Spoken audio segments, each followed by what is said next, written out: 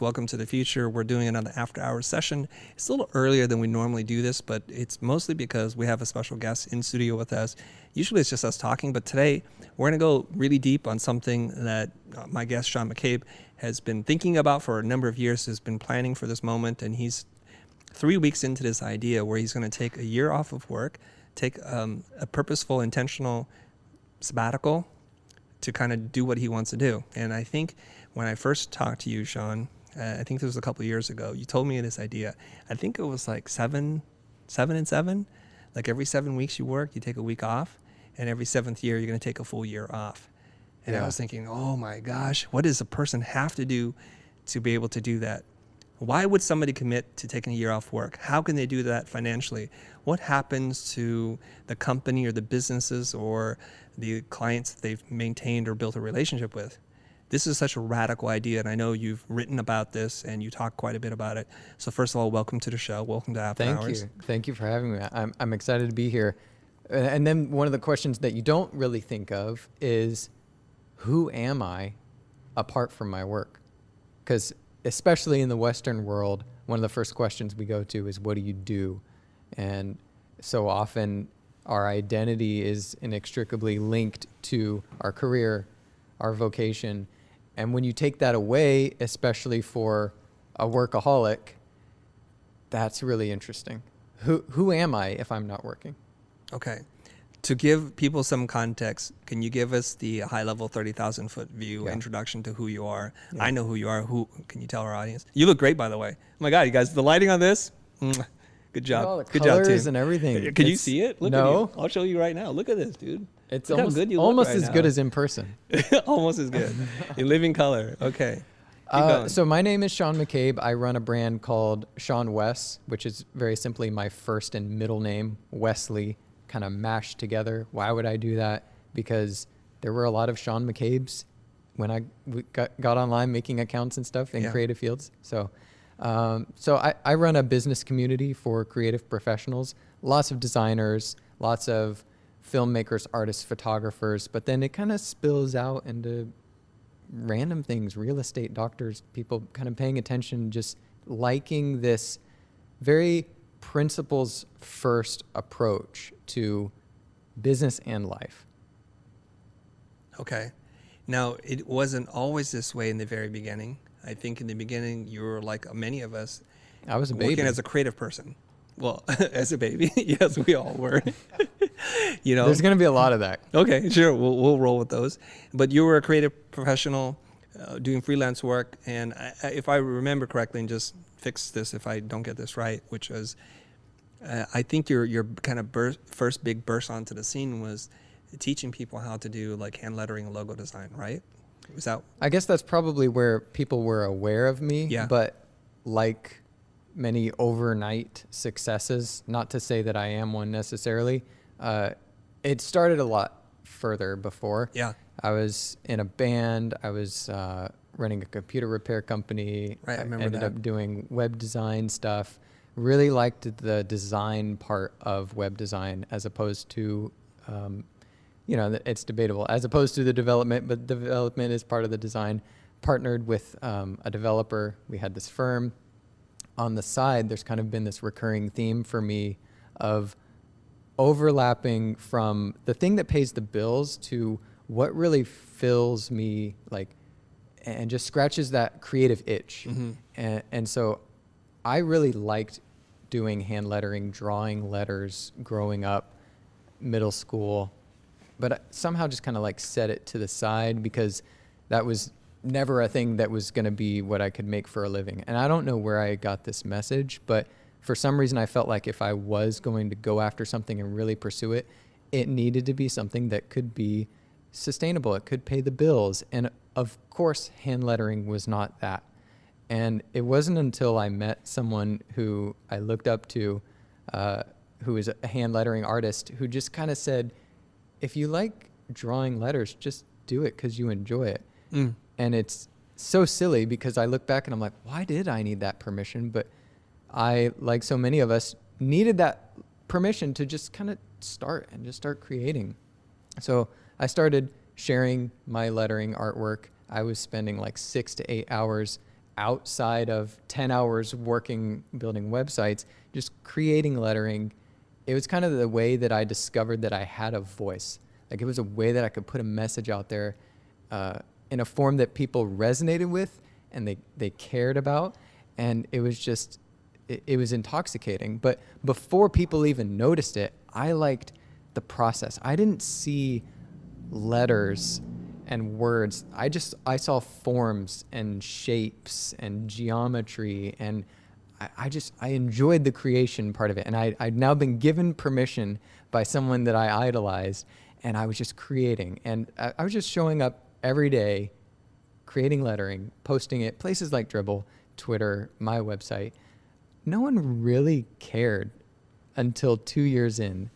2 years in, just showing up every day for 2 years. It was as if all of a sudden people noticed. I don't know what it was, but hey, can you make a logo for me? Can you design this ad campaign? Can I buy your artwork on a print or a t-shirt? And so I started saying yes. And instead of just creating self-initiated projects, doing stuff that was paid, taking that money, because it was aside from my day job that paid the bills, and investing that money into doing product runs like prints and stuff, started selling those. This is kind of all starting to go really well, all at the same time that the web firm was entering into kind of a seasonal slow period, like around the winter and stuff. And my business partner decided to take another job, and we hibernated the firm. And I'm thinking, I can go find a job, or I can take this hand lettering thing full time. So I just kind of like pressed the gas on it, started saying yes to more client inquiries instead of turning them down, and was able to work with some cool companies, kind of some big names. And I was making 6 figures myself with client work as a hand lettering artist before I even started really like talking about it, sharing or teaching.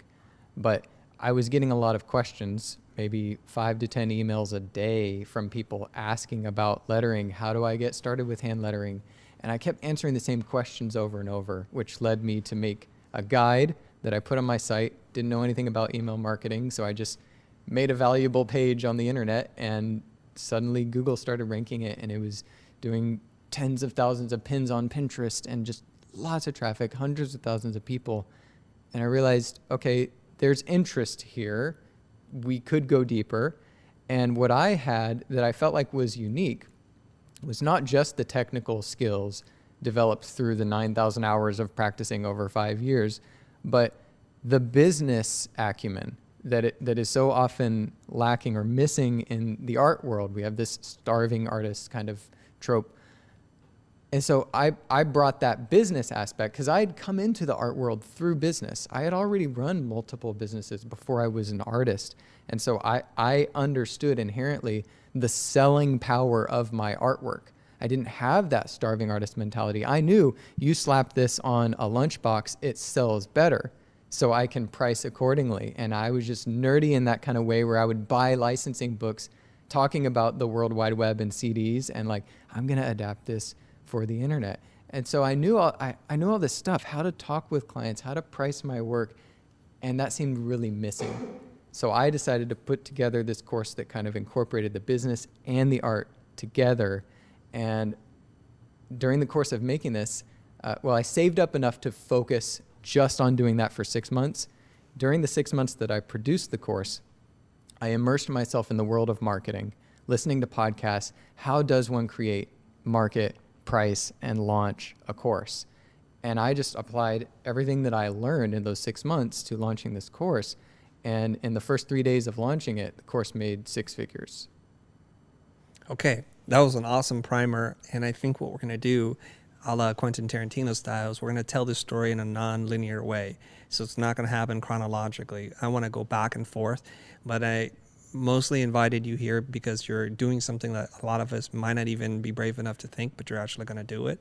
So let's get into all this stuff, like why, and we'll revisit the history in a little bit, okay? So why did you want to do this year off, and what does this mean to you kind of as its inception? And then we'll get into the reality part, right? Right. Yeah. So I am a recovering workaholic. For all of my 20s, Can we define what workaholic means to you? Yeah, because it is subjective. Yeah. I think workaholism is when what you do pulls you away from, let's say, what you think you need to do or what you should do or what would be healthy for you, which you could define as like maintaining relationships, which I would. You could define as maintaining my physical health, which I would. None of those things I was doing. It was work. I didn't understand why the Tony Robbins of the world talked about this kind of holistic definition of success that involved relationships and mindset and physical health. I was like, there's business and there's money. And that's all I went after. And maybe that comes from something in my childhood. I don't really know. I could explore that with a therapist, but I was a workaholic by that definition. If you had asked me, do you have friends? I would say, yeah, I got friends, but they were all on payroll. And I didn't ever really slow down to think about that. Like, my only friend that wasn't on payroll was my wife, I thought. And then I realized, no, she's on payroll too. So like I didn't exercise at all in my 20s. I'm 31 now. I knew this wasn't good. Like this is heading in the wrong direction. And I did eventually burn out. I did eventually get depressed, and it took me out for a couple of years. And what I think people don't really, they're looking at now, like I had two modes. Mode 1 was working. Mode 2 was feeling guilty about not working. And I didn't like feeling guilty. Why did you feel guilty about not working? Because I wasn't fulfilling my potential in that moment. I'm sitting here having dinner with friends. I'm watching a documentary on Netflix. Like, I'm not growing the business. I'm not making more money. And I think my worth was tied to that. Like, if I'm not successful in business financially, then I'm worth less or worthless. Okay, so did you have a pretty clear definition of what financial success meant? It was somewhat ambiguous, but like a multitude of millions, let's say tens of millions. That was probably the ballpark of like that would be successful to me. And so I was like going after that success, this vaguely not even really defined like ghost that I was chasing. And I was just running into the ground, running myself into the ground. My relationships, my health is not good. But I only know how to be obsessed. I only know how to be all on or all off. Either I'm obsessed about something or I don't care about it at all. I don't know how to like slow down a little bit, take it easy. I don't know how to do that. So I started researching. I know I can't keep going at this pace. I'm just redlining, like the engine's it's not good. How do I go all in on a break? And this research led me to this sabbatical idea, which traditionally is a concept where usually it's like professors and in the academic world, they'll take off every 7th year. They'll travel, write, work on a book or whatever, do some research. I really, really like this idea, but I needed something more immediate. I can't take off a year right now, and I can't wait till I can. I've got to slow down somehow, but I have to be all in and obsessed about it. So I thought I'd do a little play on numbers as an experiment. Like my theme at this point, I was podcasting, is I'm going to iterate in public. I'm going to see what works, and I'm just going to share the process. We'll see how it goes. I'll share the successes and the failures along the way. So I kind of just posed to my audience, like, what if, and I think I had a podcast title this, what if you take off every 7th week? I'm going to try this. So it comes time to take off this week. We happen to have a trip with some friends. It was great. It was like a vacation. Then 6 weeks went by. And now here's your 7th week sabbatical, time to take off a week. And I'm like, there's too much work to do. I can't do this. And I had to actually like force myself to take the week off. And it was excruciating. Like all I wanted to do was work. And I didn't. And what I found, because ultimately, eventually, I end up paying my employees to take off every 7th week. I've found that it's the third sabbatical week where it clicks, and it's like you're craving it and your body is like ready. Like, yes, I just thank you for this gift. You know, we're all just chronically burnt out at a low level, and we don't even notice it. It's just like we just stay hovering this like buzz of busy, right? And I'm just keep going. I feel like I need to. Well, yeah. Let me just ask you this question: before you decide to take every 7th week off, are you working weekends? How long are your days? I'm trying to paint the picture. Yeah. I can see that you have fans. I mean, your fans are here. They're in support of you, and they're also on our channel. Somebody's asking, where's Lacey? You want to tell them where Lacey is? So we can get that out of the way. Her friend from Europe happened to be in LA, and so she went to hang out there. They're at an Airbnb, and so she's not here today, but she'll be at the meetup we're doing tomorrow. Okay. So now that we got that out of the way, Lacey's fine, everybody. She's just doing something different today. Yeah. So the question for you is like, what does that day look like for you? What does a week look like so that we can understand the potential burnout you're heading into that kind of necessitated maybe this 7th week off program that you developed? I was working until 11 p.m., 12 a.m. most days, and then I would get up at 5 or 6 and just. You're an early riser? That's a complicated question. I consider myself a night owl at heart. That's my default. Yeah. But I logged my output. I chose writing because that seems to be where everything starts for me. Like I can turn that into anything, courses and books and speeches. So writing is the crucial element for me. I've got to write. I don't even think of myself as a writer, but I write like 1 million words a year because it just turns into everything that I want to do. So I optimize for writing, and I compared writing at night and writing in the morning. And I wrote twice as much in the morning. And I'm like, dang it, I hate waking up early. But even though I had this theory, you know how you Google things and look for the results that confirm the bias you already have? I was looking for, you can be a night owl and be successful and you still get as much work done and all of that. And so I'm like, see, there you go. I found the article. It's done. But now I'm facing the data that I just collected for myself that says in the morning you get twice as much done. So I have kind of restructured my day around that. But just, you know, the history of like what my day looked like, I was just going. I was working weekends. The time that I started doing these 7th week sabbaticals, I was getting a little bit better about not working weekends. So it wasn't like I was working 7 days a week. So you're running on 5-6 hours of sleep a night, give or take. I felt great.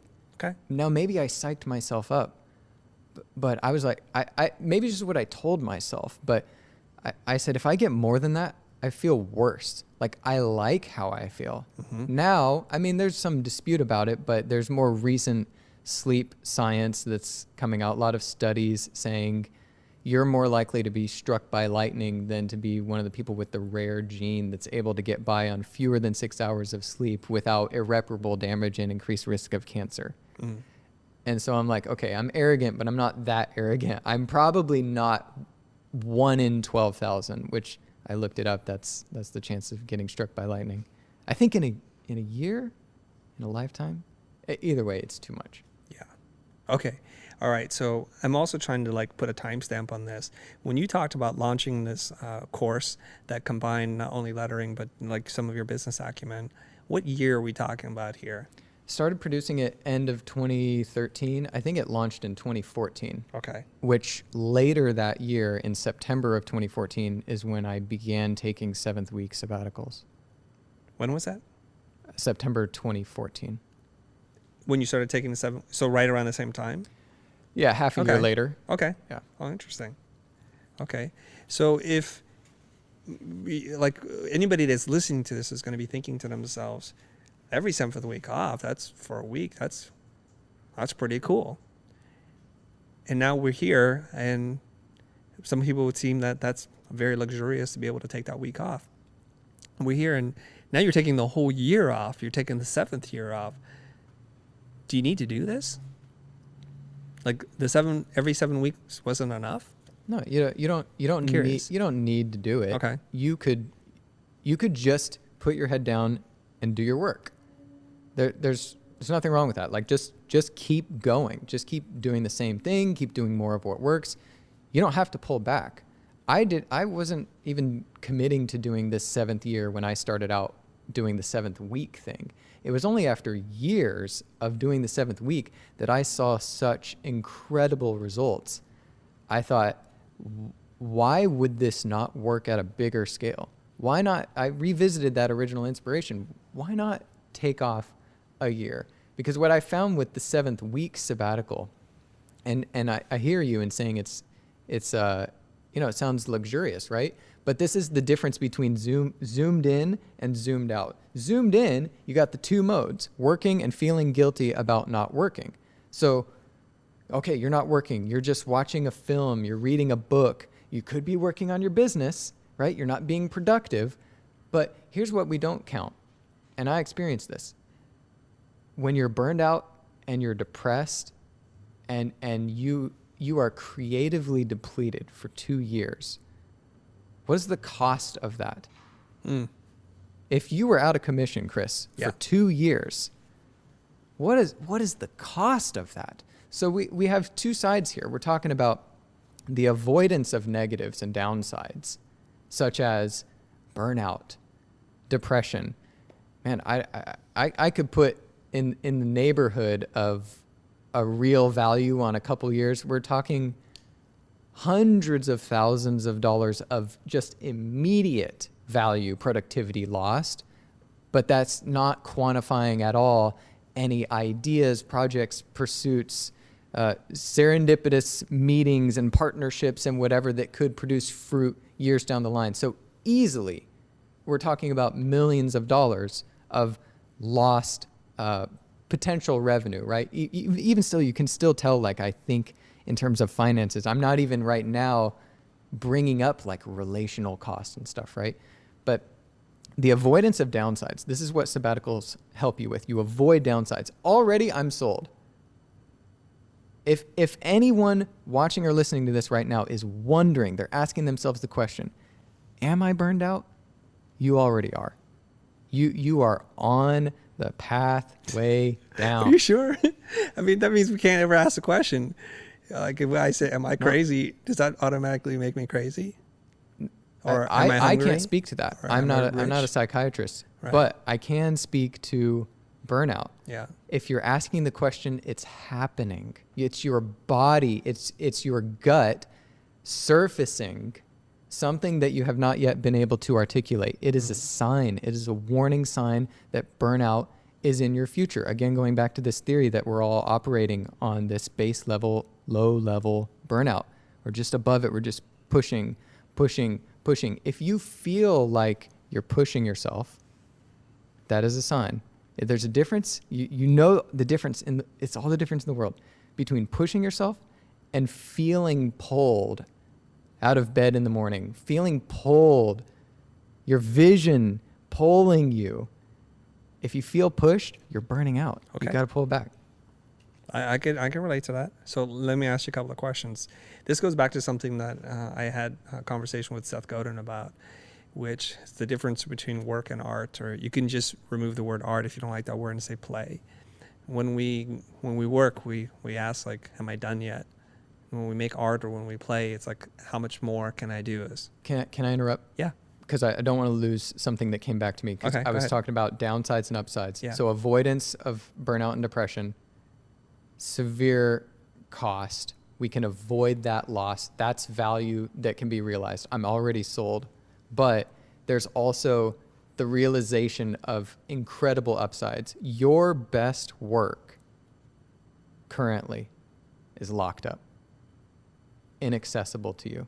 You can hammer on that box and that lock is not going to spring open. The only way to realize that, to capture it, we're talking about the best work, your best work, the best work of your career, the work that contributes to your legacy, the work that you would be remembered for is locked up and inaccessible to you right now. Most people never realize it. The way you realize it is not by pushing and pushing and pushing yourself forward, as I learned the hard way for 10 years, but by taking a step back. It's that trust. It's like a trust fall, you know, in like, I don't know or understand yet how taking a week off could be anything but a net loss in terms of productivity. But it is the greatest thing you can ever do. It will unlock your best work. So avoidance of bad things and then discovery of positive things. Thanks for letting me interrupt. Hey, no problem, no problem. Interrupt me anytime. It's a conversation. Conversations aren't always like one person talks, and it's just there should be a flow state. So don't even worry about that. So let's go back to this thing about the idea of work and art or work and play. Okay, so everybody, you guys understand work and art. So when you work, it's like, how much longer do I have to do this? Where if you're playing, and you guys have experienced this at some point in your life, when you do something, when you lose track of time, you lose yourself, you forget to go to the bathroom, and you haven't eaten in a really long time. We don't wonder anymore, like, when it's just done, we keep thinking, how much longer can I do this? Flow we want state. to do more. No, we just love it. Like, there's the reward and there's punishment. Like, the word work is associated with punishment, I think, whereas art and playing is fun and is what we want to do. We would all play all day long if we could have all our needs met, maybe. So the question I have for you is this, is running, what is the name of your company? Is it SeanWes? SeanWes. Okay. One word, all lowercase. SeanWes. As you're running SeanWes, is that work for you or is that play or art for you? I'm just curious because I have a different philosophy about this depending on what you say. Yeah, so let's put a pin in that and make sure we come back to it because I think this is going to inform my answer. There is no one or collection of activities that is inherently work or play, or we could interchange rest and play, right? There is only the presence or absence of obligation, and it's obligation that makes it so. Is design work or is it play? Is writing work or is it play? Is painting work or is it play? Is music work or is it play? We've all had jobs that involve design for a client that we don't really enjoy. And that could be a situation that we got ourselves into. It could be a client that we did everything right, but we're learning a new way to improve our process, let's say. It feels like a drag, right? You don't want to do that project. Or maybe if you haven't been in this situation, this might be a little bit more relatable. As a kid, you had a report that was due. You had to write a report. You're like, I really don't like this subject. I keep pushing it off, last minute, procrastinate. Writing, in that sense, takes your energy because in that case, it was something you were obligated to do. You had to do it. Things you're obligated to do can tend to take your energy, whereas things you choose to do of your own free will and volition give you energy. Yet the activity is one and the same. If I choose to write a story about what happened last night at the Airbnb sketchy situation where I got to get out of here, that like gives me energy because it's exciting. I want to share this story. Whereas if I have to write something, I find myself in this place where I created an obligation for myself. It takes energy from me. So that's how I look at that whole work, play, work, rest dynamic. Back to the question. Was running SeanWes work or play for you? Given whatever definition you think fits.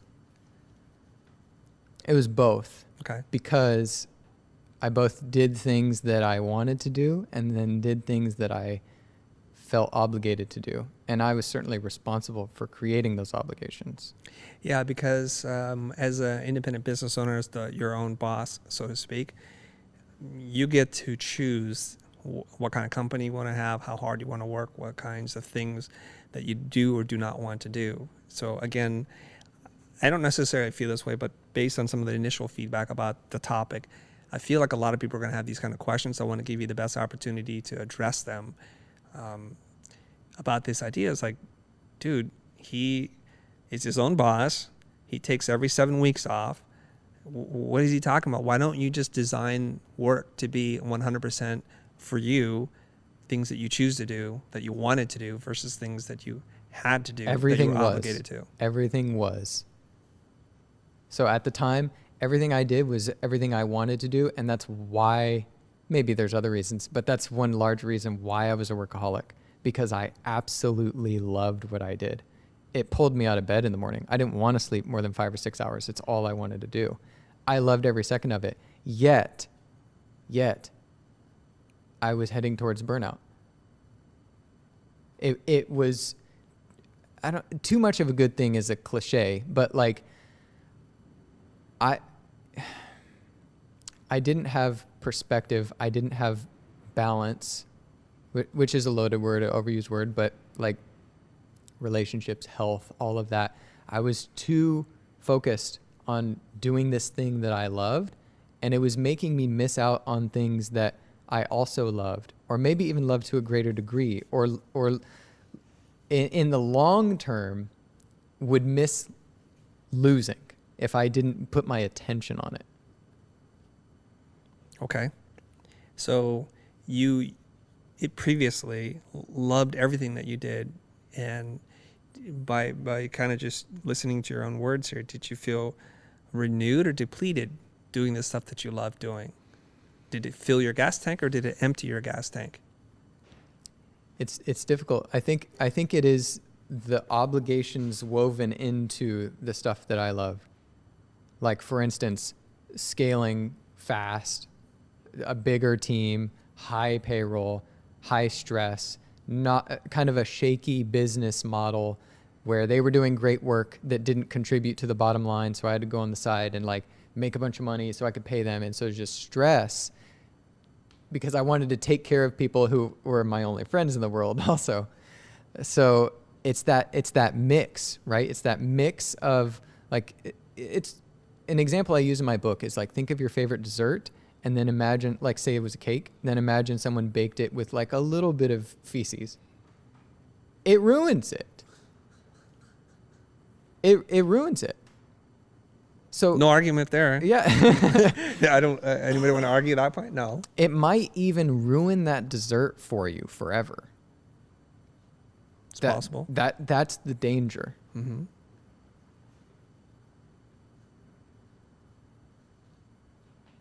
Okay, so did you answer the question? It's very easy. I like you pulling a Jedi mind trick. I'm like trying to like, did Sean answer the question or not? Guys, I know you're all his supporters here. Where's the Future people at online? You guys, come on, get my back. Put my feet to the fire. You know, like I'm trying to get to this thing Yeah. because as soon as you answer very definitively, I want to share my perspective and we can discuss or debate about it. But I'm just curious because you're talking about things that compel you to get out, which is what you do and you love, and you become obsessed over the things that you love. And most of us are like, oh, pretty good. I think I can land the plane. Okay. So, like, I don't want feces cake. I just want to be clear about same. that. Okay. I think it's easier to find yourself in a place where, and again, it's all your responsibility, but to find yourself in a place where you made the feces cake for yourself because you never took a step back to evaluate the strategy, the perspective, where you're spending your time. Okay. Whereas I guess where I'm trying to get with this is that a person who works at a company who is told you must be at the office at this hour to this hour, you must have this kind of output, and these are the times in which you can take off, you're free of all of that. Tomorrow, if you want to wake up at noon, you can wake up at noon. If you want to take 3 days off in a row, you just do that and everything's fine. If you want to get perspective, you just stop. If you feel like you're in the rat race, you just like, why am I in the rat race? I don't want to be in the rat race anymore. And you just stop. That's the power that you get. And it's also the burden of being your own boss. And there's two sides to that, right? But you have all that choice. Or maybe you don't, or it's an illusion that we have this choice or we have this kind of control. Or do we? And how do you feel about that? I think it might be more interesting to just focus on the upsides, because we could say like, if you really are in total full alignment, not even like 0.1 degrees off, where you eventually end up in a place where you've interwoven obligations with passion. So you avoid, you don't even have to worry about these negative things that could happen to you operating on low level burnout. I think it's a compelling enough argument to focus on the positives such as your best work being unlocked. Okay. You guys get that? Does anybody want to jump in here? You guys can add to this, or This conversation yeah. doesn't happen without me being on sabbatical. And I've got That's true. I've got a huge, anyone listening to this, Yeah. anywhere, anytime, who gets anything, any one thing out of this conversation, and whatever ripple butterfly effect comes from that, was because I took the sabbatical. And I've got a huge list of things. Actually, would you speak to that, Kazi? Like, just that when we were talking about depth and meaning and impact, and like this false dichotomy of breadth versus depth, right? And me thinking, like, if I want to impact a lot of people, and you were talking about how it's more of an hourglass, right? Like where you've got all these people and you impact a few, but then they go on to, you said it way better than I can. I'm just trying to prime you. So a lot of us think in the marketing world, when we're doing courses and we're selling our programs, we think it's a funnel. Like, there's 100 people that go in and maybe 10 come out successful or 5 come out successful. The right way to look at it, my mind was blown at Funnel Hacking Live last 2 weeks ago. It's really an hourglass, because the 10 people that actually come out go on to change the lives of 10,000, 100,000 people over the long run. So that was the depth part of why it's important to actually have deep impact on people. Now, speaking to Sabbatical, you spoke with me and you told me when I was running my business. So I run a business called Clever Programmer. We have 500,000 subscribers on YouTube. We've done over 7 figures in course sales, and we're helping millions of people like become interested in programming, and thousands of them have become developers. What it allowed me to do, actually, to take some time off, like even 2-3 weeks ago, I took a sabbatical and I went to Wisconsin Dells to just hang out with my friends. I took some time off from my business. I was very narrowly focused in what I was doing. And yes, we were bringing in revenue and we were doing decent. I unlocked something at the retreat that I was at, and was just having fun with my friends.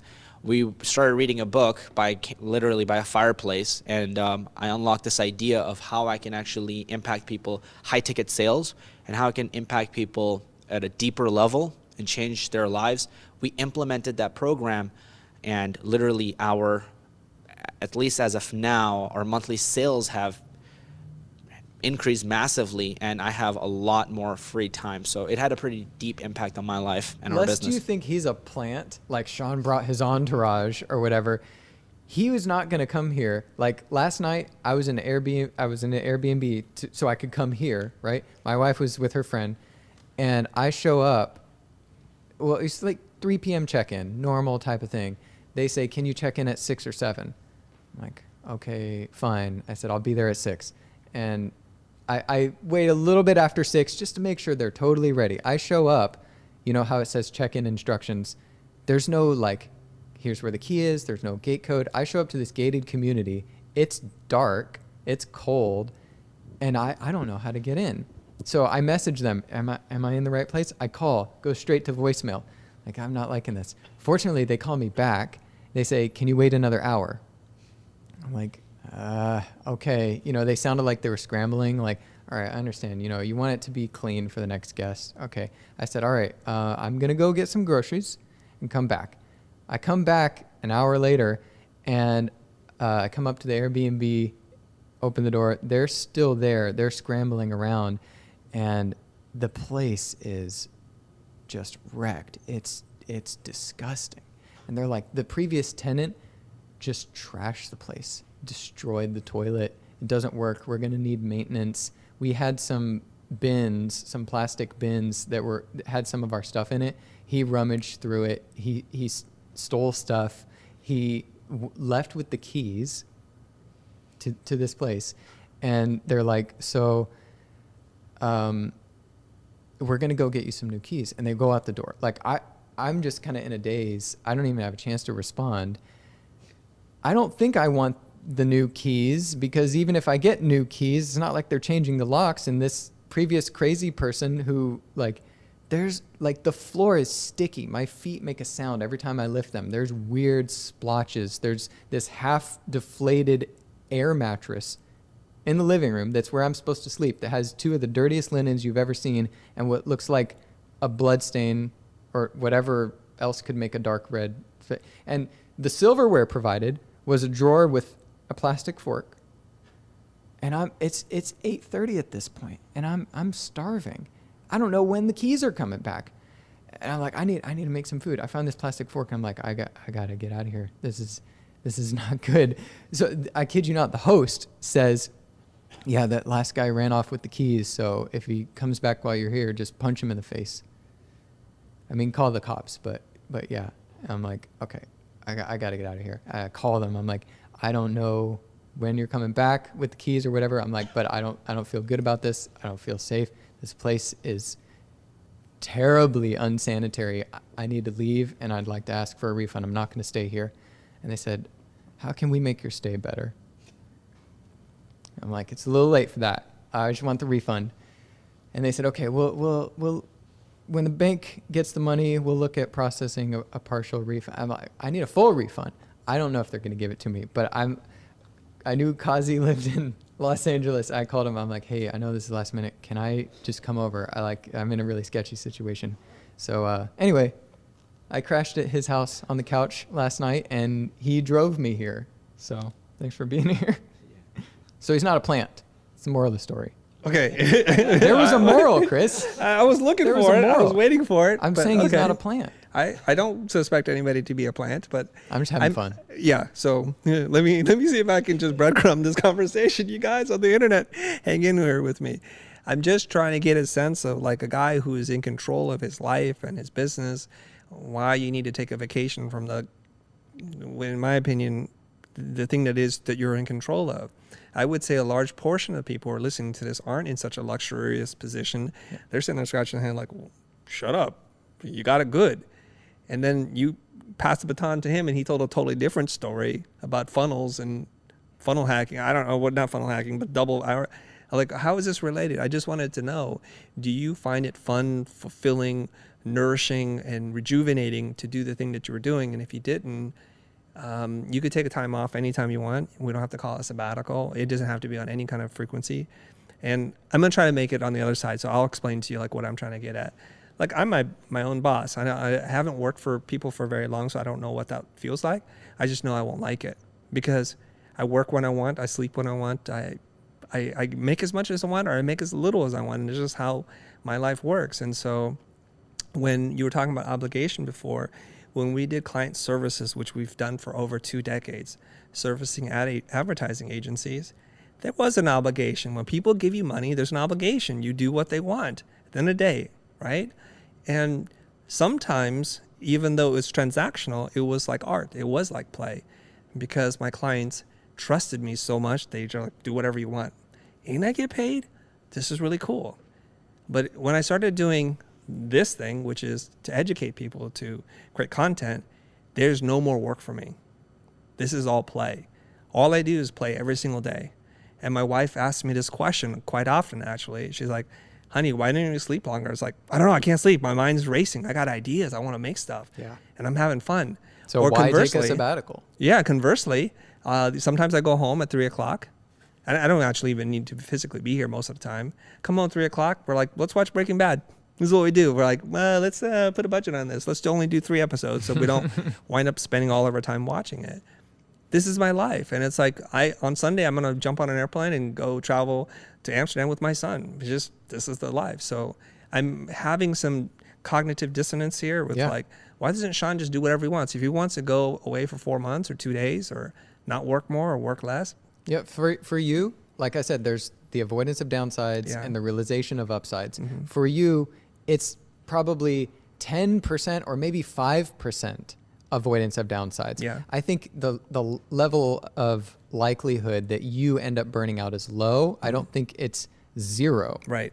And I think that's fair. The chances that you end up there are higher when you don't see the forest for the trees. And if you're like me and you love what you do, you will never prioritize not doing what you love to think about doing what you love. You said the last part again. I was following you right up into the last part. That was a tricky one. If you're like me, Yes. and you love what you do, you will never prioritize thinking about doing what you love above doing what you love itself. I see. So like I said, the avoidance now. of like, am I, the question, the pondering of the question, am I weaving any obligations, unwanted ingredients in this cake? It's good to think about. You won't do it if you're caught up in doing what you love. But then also, I believe truly for you personally, Chris, your best work will be realized through taking a step back. I'm talking about next level, beyond the future legacy type stuff. And I don't mean like not the future. I mean other things that you could do here, ways that you could amplify and expand and accelerate the mission that you're already on. That's my pitch to you, is like 95% focus on the upside in your case. Yeah. Okay, this is perfect. So I think what Sean was saying, correct me if I'm wrong, it's like you're working so much in your business that you're not working on your business. So you're not getting that perspective that you need. You're so happy consuming and being obsessed with what you're doing that you haven't had a moment to just take a step back and like, is this what I should be doing? What's in my blind spot? What angles am I not seeing? Are there better ways? Are there faster ways? Are there things that I actually would love to try out, but I didn't even think about going that way? And this conversation right here is so like privileged is probably the best word, right? Luxury, right? And so I almost don't even have this conversation because for far more people, the avoidance of burnout is the important thing.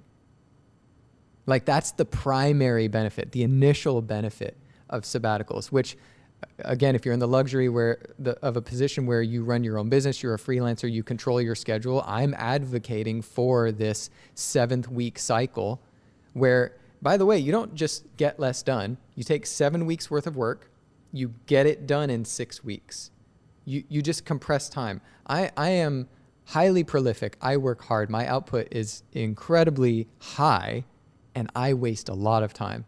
So I know other people are wasting time. So when I take 7 weeks worth of work and I say, we got to get this done in 6 weeks, it's beyond doable. It's so incredible because we waste time, right? So we get the work done, we get the week off, we recharge, and then we come back excited. So there's this spike in energy and productivity that gives you an overall net win. That's the 7th week thing I'm advocating for if you control your schedule. If you don't and you're working a day job 9 to 5, I'm advocating for a weekend sabbatical. Let's not talk about what you don't control. Sean, I don't control my schedule. I can't do that. I can't do that. What can you do?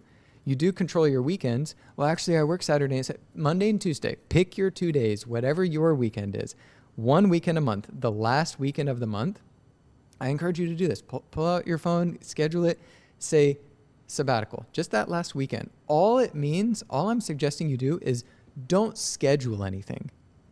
Don't create an obligation for yourself, which even includes things you think you'll want to do.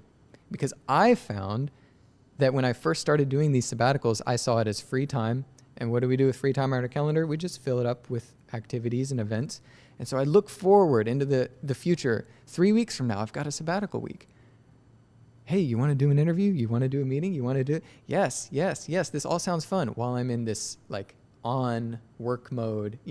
I think future me will like that. Well, little do I know, I didn't realize how much I needed rest until I give myself the opportunity to rest. And when I got there, all I wanted to do was nothing. You know what? I just want to chill. I want to sit in my beanbag. I want to think. I want to listen to a podcast. I want to go on a walk, whatever. I didn't want to have to do those things, even the things that I thought I wanted to do. So if you are in a day job, you don't control your schedule, you're not running your own business, you're doing this weekend sabbatical, I would encourage you, set the time aside. Just embrace the discomfort with not knowing. Embrace the possibility, the freedom from obligation. And whenever I talk about sabbaticals, people say what they're thinking is like, do you just sit in a room and stare at a white wall? Like, is it some kind of meditative thing? I'm like, no, it's that you get to choose to do anything, to say yes to anything in the moment. Like, you're here, this opportunity comes up, yes, I'm feeling it. You know, the difference in my energy, I love what I do, but you listen to my interviews on other people's shows when it was like, yeah, I'll do that 2 months from now. And they're like, this thing. I mean, I kind of want to do, but like, I kind of want to do this other thing. Here, I was like, yes, I'm excited. You can feel the difference in energy. Okay. I think that was really good. I'm going to be reading some comments on YouTube in a little bit, but I wanted to be present to the conversation. I can't always do two things at once. I also want to prime you guys that many of you have not met before today, and your connective thread to this is Sean. So if you guys want to ask a question, just make a gesture or something so I know, okay? And I'll check on Twitter in a little bit to see if there's anything going on over there. But here's something I want to talk about. And I asked for permission beforehand, so you guys, the internet sometimes are hard on me. Are there any things that are out of bounds? And can I go deep into business, finance, personal stuff? And he's like, it's an open book, man. So I'd like to go there for a second. I kind of think about this sabbatical and the kind of work you had to do to prepare for this moment when you could just completely unplug. And if you're not following Sean's story, you can at sabbatical.blog. Is that right? Sabbatical, the normal way it's spelled. Sabbatical.blog. And you can kind of see all the stuff he's had to do in terms of clear out the inventory, liquidate and sell everything. He got rid of his place. He got rid of his car. He just put away a few of the essentials into storage, and pretty much you're just living on what you can carry with you with Got no a real, backpack. with no real agenda. It's like you're just going to float from place to place. You kind of have a direction, but it's not controlled, right? So we understand that. Now, as a person who runs a business, so January of this year is when you took the sabbatical. So it'll be in 2021 when you return back to work. Leading into that, I want to get into finances. I want to talk about your structure a little bit. So the end of 2019, what did SeanWes do as gross revenue? Not net, but just gross. And then I'll just do one question at a time. Mm-hmm. So we've actually made less and less money since 2016, which is when we had all the employees, and we made between $600,000 and $700,000 in revenue in 2016, went down to 430, 2017, 2018 was 300, no. Roughly. Yeah. 300-ish. So 300, and then 2019 was dipped below 300. And actually 2020 is projected to be around 200. Okay. And so in that time, we downsized from 8 employees to 1 employee. So I was just on the hamster wheel trying to make that payroll. And once I no longer had that, I was just like totally burnt out. I was mostly just coasting, just kind of the basic stuff, not like pursuing new revenue. Yeah. I want to say this, you guys. It's very, very rare that we have somebody that runs a business that's willing to disclose this kind of information. I think this is a treat and a privilege. I've had many people sit in that chair, not this literal chair, but who say off camera what they're doing, but they're like, don't ask me this on camera because I don't want to talk about it. Just people get uptight about this. So I'm seeing here, around 2014, you start doing this 7 weeks on, 7 weeks off. Is 2016 like where the height of the peak? Yeah, the peak. Mm-hmm. And then what is accounting for this kind of slow, just the revenue slowing down? Like, what's happening here? I mean, I had scaled this team to make content, and we don't put sponsors on our content. Yep, we don't put ads on our content. I don't directly monetize that. I just put out the free value, and then I at the time I had different courses. Now we pooled all of that into I saw that too, a membership, kind of just like Netflix for business training. And that was actually a big part of why we made so much less. And I knew that we would, because programs like our value-based pricing program, we sold for $2,500 and it sold and people were getting results like within a month. They were charging 5 figures on their work, and it was an incredible program worth every penny. Problem was I had this client services, copywriting, lettering, like all over the place. For 5 years, I was just like making these great programs. But then basically, Chris, I didn't really figure out how to make a business. I figured out how to make money. Can you talk about the difference between the two? Yeah. What Like, does that mean? well, I told you, I learned with that first course launch by listening to podcasts and stuff, and basically acquired this collection of tactics and threw it all, against the launch, and it worked. And I did it again, and it worked, and I did it again. And so I had all these launches that made a bunch of money. So I had a spike in revenue, and I'm this, young 20-something guy that I'm not reckless. Like I'm studious. I think all the biggest mistakes of my career have been as a result of applying the right advice at the wrong time. I'm paying attention. I'm trying to learn from everyone's mistakes. But so many people gloss over certain contextual tidbits that are necessary when giving advice, and I was applying it blindly. So I'll pause because I feel like I just keep going. No, you're good. This is good? Well, there's a couple of things here. The question I asked you was, because you said, like, I knew how to make money, but I didn't know how to run a business. And what's the difference? Okay. So you're talking about, like, you knew how to launch courses, and you could repeat those. And I share some of that pain because we talk about that here quite often, actually. You get caught in the course launch rat race because you launch a course, it hits its stride, and then eventually all the people that know you that are going to buy it eventually stop buying it, and then you got to do another course if you want to keep that thing going, and your team is scaling. You're like, God, I got to just make more courses, and this is where obligation starts to kick in. I found the thread. Okay. So it's that see if I can get it there. Okay. Set up the questioning one more time. Yeah, so you're talking about making money and making courses and getting caught up in that. Making money versus making a business. Yes. Yeah. So tactics. So I had all this money, hundreds of thousands of dollars, and I think of myself as conscientious. Like I want to do the right thing. I want to be a good steward of this resource. And so I take some out of context piece of advice about hiring a team. And it's so quick to jump to the right people to hire and how you hire them. And we just glossed over like the why.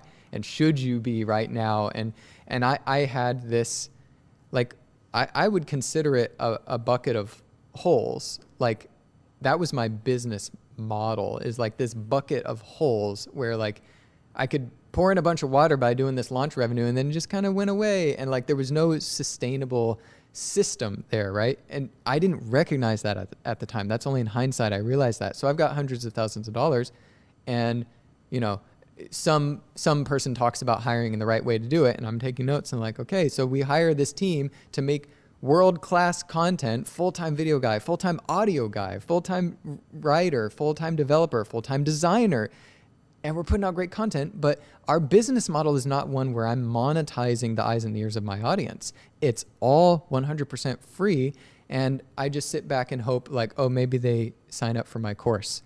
And that's not a business model. That's just hope. And that was a really fast way to burn a lot of money. And so I learned how to make money. I am more recently learning how to make a business. Okay. That's good. Okay. That makes a lot of sense. All right. And now you're saying you're scaling down. So now I understand why this makes sense too, because you now have one employee, this gentleman who's running the podcast and the business. It's so much less stress. Right. Somebody else is running the business and maintaining the community and the relationships and that kind of stuff and making content. That's fantastic. Okay. Now I know how you're able to hand it off, because you transferred as much as you can over the last year in terms of what you know, transferred to this other person, which I also understand is somebody that you picked out from the community. Yep. So it's somebody that's in the ecosystem that already I like to hire from the community. Makes a lot of sense whenever possible, right? So that person's running. Now we know the handoff. Okay. So now you're stepping away. How are you going to sustain yourself for this next year? Did you save up enough money? Okay. So let's talk about that. How does one do this now?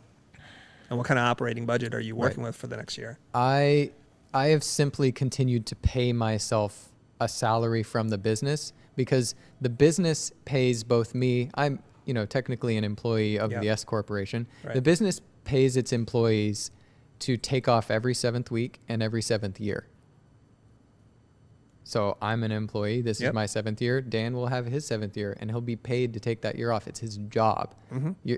You are doing your job poorly if you keep doing the work activities you've been doing and you Mm-hmm. don't take time to have your sabbatical. So you have 2 employees then, It's you true. and Dan. It's true. The Okay. business has, 2 Yeah. employees. Right. Right. So, yeah, go ahead. So how much are you paying yourself to live this year? So it's the same salary. It's Okay. about, I want to say like 7,000 a month. Okay. Okay. And that's what you're going to use to support yourself and Lacey while you travel. Yep. So if you spend it well, you can get pretty far. If you don't, you're going to find yourself short, especially depending on where you wind up. Okay. Yeah. I get it. That's how you're able to do this. Okay. Makes a lot of sense. Mhm. Okay. So that kind of gets me caught up here. I want to just take a moment and take a breath.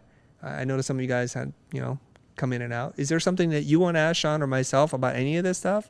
Because we want to make it as valuable for you. You're the ones who committed time and energy to be here physically. And if something's valuable to you, there's a good chance it'll be valuable to somebody at the audience. I also want to say one thing. You got the mic. It's cool. That our viewership has steadily grown. So the conversation must be interesting, or we're not at least upsetting people enough for them to leave. So we're at 408 people watching live now from 162 when we first started. So let's keep going here.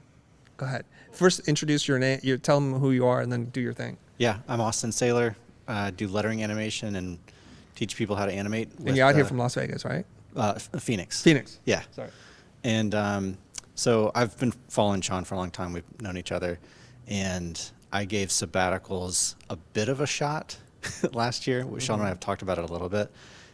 Rather, he's given me some advice. But as someone intrigued by the idea of sabbaticals, and it's like I feel that, what did you call the buzz of busy? Yeah. I was like, man, I'm humming there at that buzz of busy, always thinking like I should be doing something. I'm not so naturally workaholic, at least not in the same fashion. I have like that. I feel guilty when I'm not working, but I'm also a little bit lazier and find myself really not working a lot sometimes. I think everybody can, or most people can feel that, like, oh crap, where did the day go? Been on Twitter and Instagram too much, networking. And but anyways, as someone who's tried to do a sabbatical, I did 2 sabbaticals successfully. It felt weird, and I don't. How long was your sabbatical? I did one week-long sabbatical, another week-long sabbatical, and then like a 3-day sabbatical, and then I stopped because I got busy and didn't prioritize. I tried, and so it's kind of like the Yoda thing, like there is no try. I can't quote what Yoda, but yeah, I'd love to hear your advice again, and I'm sure other people would like that. The third one is where it clicks. So you just missed it. I just missed, so I just need to do it again, start I've again. just seen it over and over again with people who do it. For some reason, the second one is really weird and difficult and strange. And then the third one is where it clicks. It's kind of like, getting that momentum, and it's establishing a rhythm. I don't know if that helps. Yeah, that does help. I mean, it's like the advice I heard from someone recently was when you're right about to do the most important thing, like you have the strongest feeling of quitting. Like you want to quit 5 minutes before you're about to succeed. It's like your subconscious going like, let's not make that success, because then you don't know what's on the other side of that. Let's keep striving for the success. And so it's like I got to that 5 minutes before I was almost there. There is a difference between sabbatical and vacation, but you know how right before That's a the question I vacation, was going to ask you. What is the difference? yeah, Perfect timing. right before a vacation, you're working leading up to it, and you're like, I got to get all my stuff done, but you're excited. Having regular sabbaticals scheduled, foregone conclusion, set it to repeat every 7th week, non-negotiable. It creates these built-in sprints where you have these periods where you've got to get all of your work done that you wanted to get done in that 7-week period. You got to get it done in the 6. And so just as like a little hack for the people who are feeling like, I'm not as much of a workaholic. In fact, I'm a little bit lazy. Give yourself less time. You know you waste time. So give yourself less time to do the thing. And sabbaticals are just kind of one way of doing that. So that may help you, like as a piece of motivation to like, you know what, I do feel like I'm kind of meandering. Maybe I should think in terms of like what I'm going to do for this 6-week period. What am I going to accomplish? So many of us are just propelling ourselves forward just into the next week. What does this week have for me? What am I going to accomplish? And then we just accomplish whatever we accomplish. Actually, yeah, I'm starting to see how like having a 6-week sprint can give me personally a nice doable chunk of time that's beyond the, like, you think about a year, that's so big. Yeah. But breaking things down into 6-week chunks could definitely give me a lot more focus than what do I have to do this week? It's a nice little sprint. Yeah, that makes sense. So Sean, is the idea about the sabbatical is just to have a program, just to be part of your life. And I think you say something that I believe in, which is creativity expands and contracts to meet the deadlines that you give it. So if you give somebody 12 weeks to do the work, it'll take 12 weeks. You give somebody 6 weeks, which is what you're talking about. I proved it, by the way. It'll just happen. I believe it. I thought, how long does it take to write a book? For some people, 10 years. For some people, their whole life, they never do it. So, you know, there's the what's it called? Nano something? NaNoWriMo, where like for a month people write, what is it? 1,000 words or 500 words? Or is it just I don't know the finishing number, your novel? but it's National Novel Writing Month. And National Novel Writing Month. Write a novel in a month. So people write a book Yeah. in a month. That's a thing. And so for my second book, Sabbatical, I thought I'll take off the month of July and I'll write the book. But then I thought about it. I was like, why am I giving myself a month? It's going to take a month. I've got the book up here. I've been doing this for 6 years. What if I just, and then I kind of turned it into an event. I saw that. Write 100K. I'm going to write 100,000 words in a day. And the way I would do it is by dictating. I knew that I can speak at an average of 9,000 words an hour, and they are coherent words. That's the first thing people say. Coherent words? They're coherent. You transcribe it. It's usable. You can actually turn it into a book. I made it to 55,000 and I was satisfied with the draft, and also my voice was giving out and I felt like it wasn't worth it to keep going. I documented the whole thing, but yeah, things take as long as the amount of time you give them. I believe that 100%. Okay, so let's see. Jonah, can you help me to monitor the YouTube comments? Because there's a lot that's going on in our conversation, and there's a lot I'm trying to pay attention to, but I don't want to ignore the YouTube audience here. So if there's a good question in there, let me know, okay? Yeah. All right. Go ahead. So, Chris, this question is for you. So I'm curious what your thoughts are on sabbatical. I mean, you've been doing it for you've been running your business for a long time, 2 decades. So I want to know your thoughts on like burning out and sabbaticals. And 2, this is really awesome. I was like checking out The Office, and this is something I want to do as well. So I'm curious like what your monthly business revenue is or what your profit margins are. Okay, I'll try and let's do this one question at a time. So the first question is, you asked me about burnout, right? Okay, so can you just rephrase the question for me? And so the question is, what are your thoughts on burnout and sabbatical? Okay, I've had a burnout before, and I've talked about this, but I'll share it right here, so it's all like together in this one cohesive episode, right? I experienced burnout about 5 years into working, and I worked like an animal, not unlike you. I mean, I literally slept on the floor. I did not sleep for days sometimes because the schedule and the deadlines and the pressure to perform was so great. When you're working for like really large clients, there's a tremendous amount of pressure. I think generally speaking, that philosophy of the more responsibilities you have, the more you get paid in life. So if you want any responsibilities, you want any stress, you have a good life, but you won't make a whole lot of money. I think sometimes then CEOs carry a lot of weight on their shoulder. I'm not making a political statement, but do you notice how fast presidents age?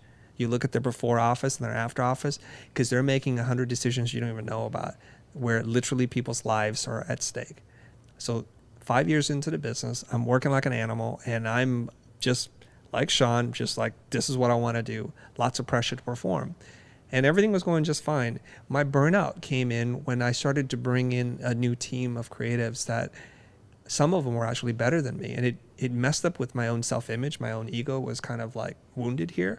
I was thinking, I'm like that dog that needs to be put out to pasture and just like let go, right? And I was seeing that their ideas, their creativity, their technical prowess with the tools, and they're like doing things that I was like, I can't keep up with the kids. So I thought my time was over. And I had warned students at this point too. It's like, I think you have 5 good years in the industry. If you don't manage yourself well, you will be burnt out.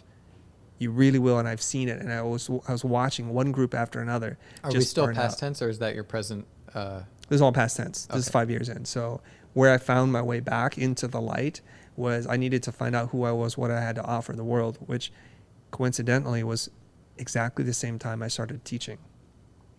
And this is why I'm such an advocate for teaching and teachers, at least the good ones. And if you're doing it with a positive intention, is you learn so much about what you have to offer the world that from that point moving forward, I've not felt burnt out. I've not questioned myself anymore. I've found my way, and I'm holding on to that. That's why I've been a lifelong learner, because I want to be a lifelong teacher. So does that answer the the burnout question? Okay. Did you have a thing? Okay. What's your second question? Second question was regarding your guys' current monthly revenue and profit margins. Okay. Monthly revenue goes in really weird spikes.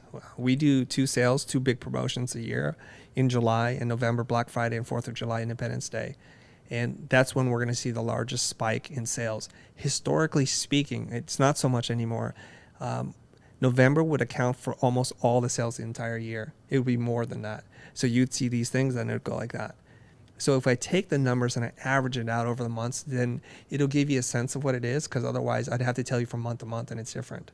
Okay, so when we started in 2014, and I've already published this out there, it's no secret, I think we did a whopping $18,000 in revenue the entire year in 2014. Okay, in 2018, we did $1.7 million. So every year we had grown 300% year over year, a little bit above that. And we started to slow down in 2019. We did $3.1 million. Intentionally?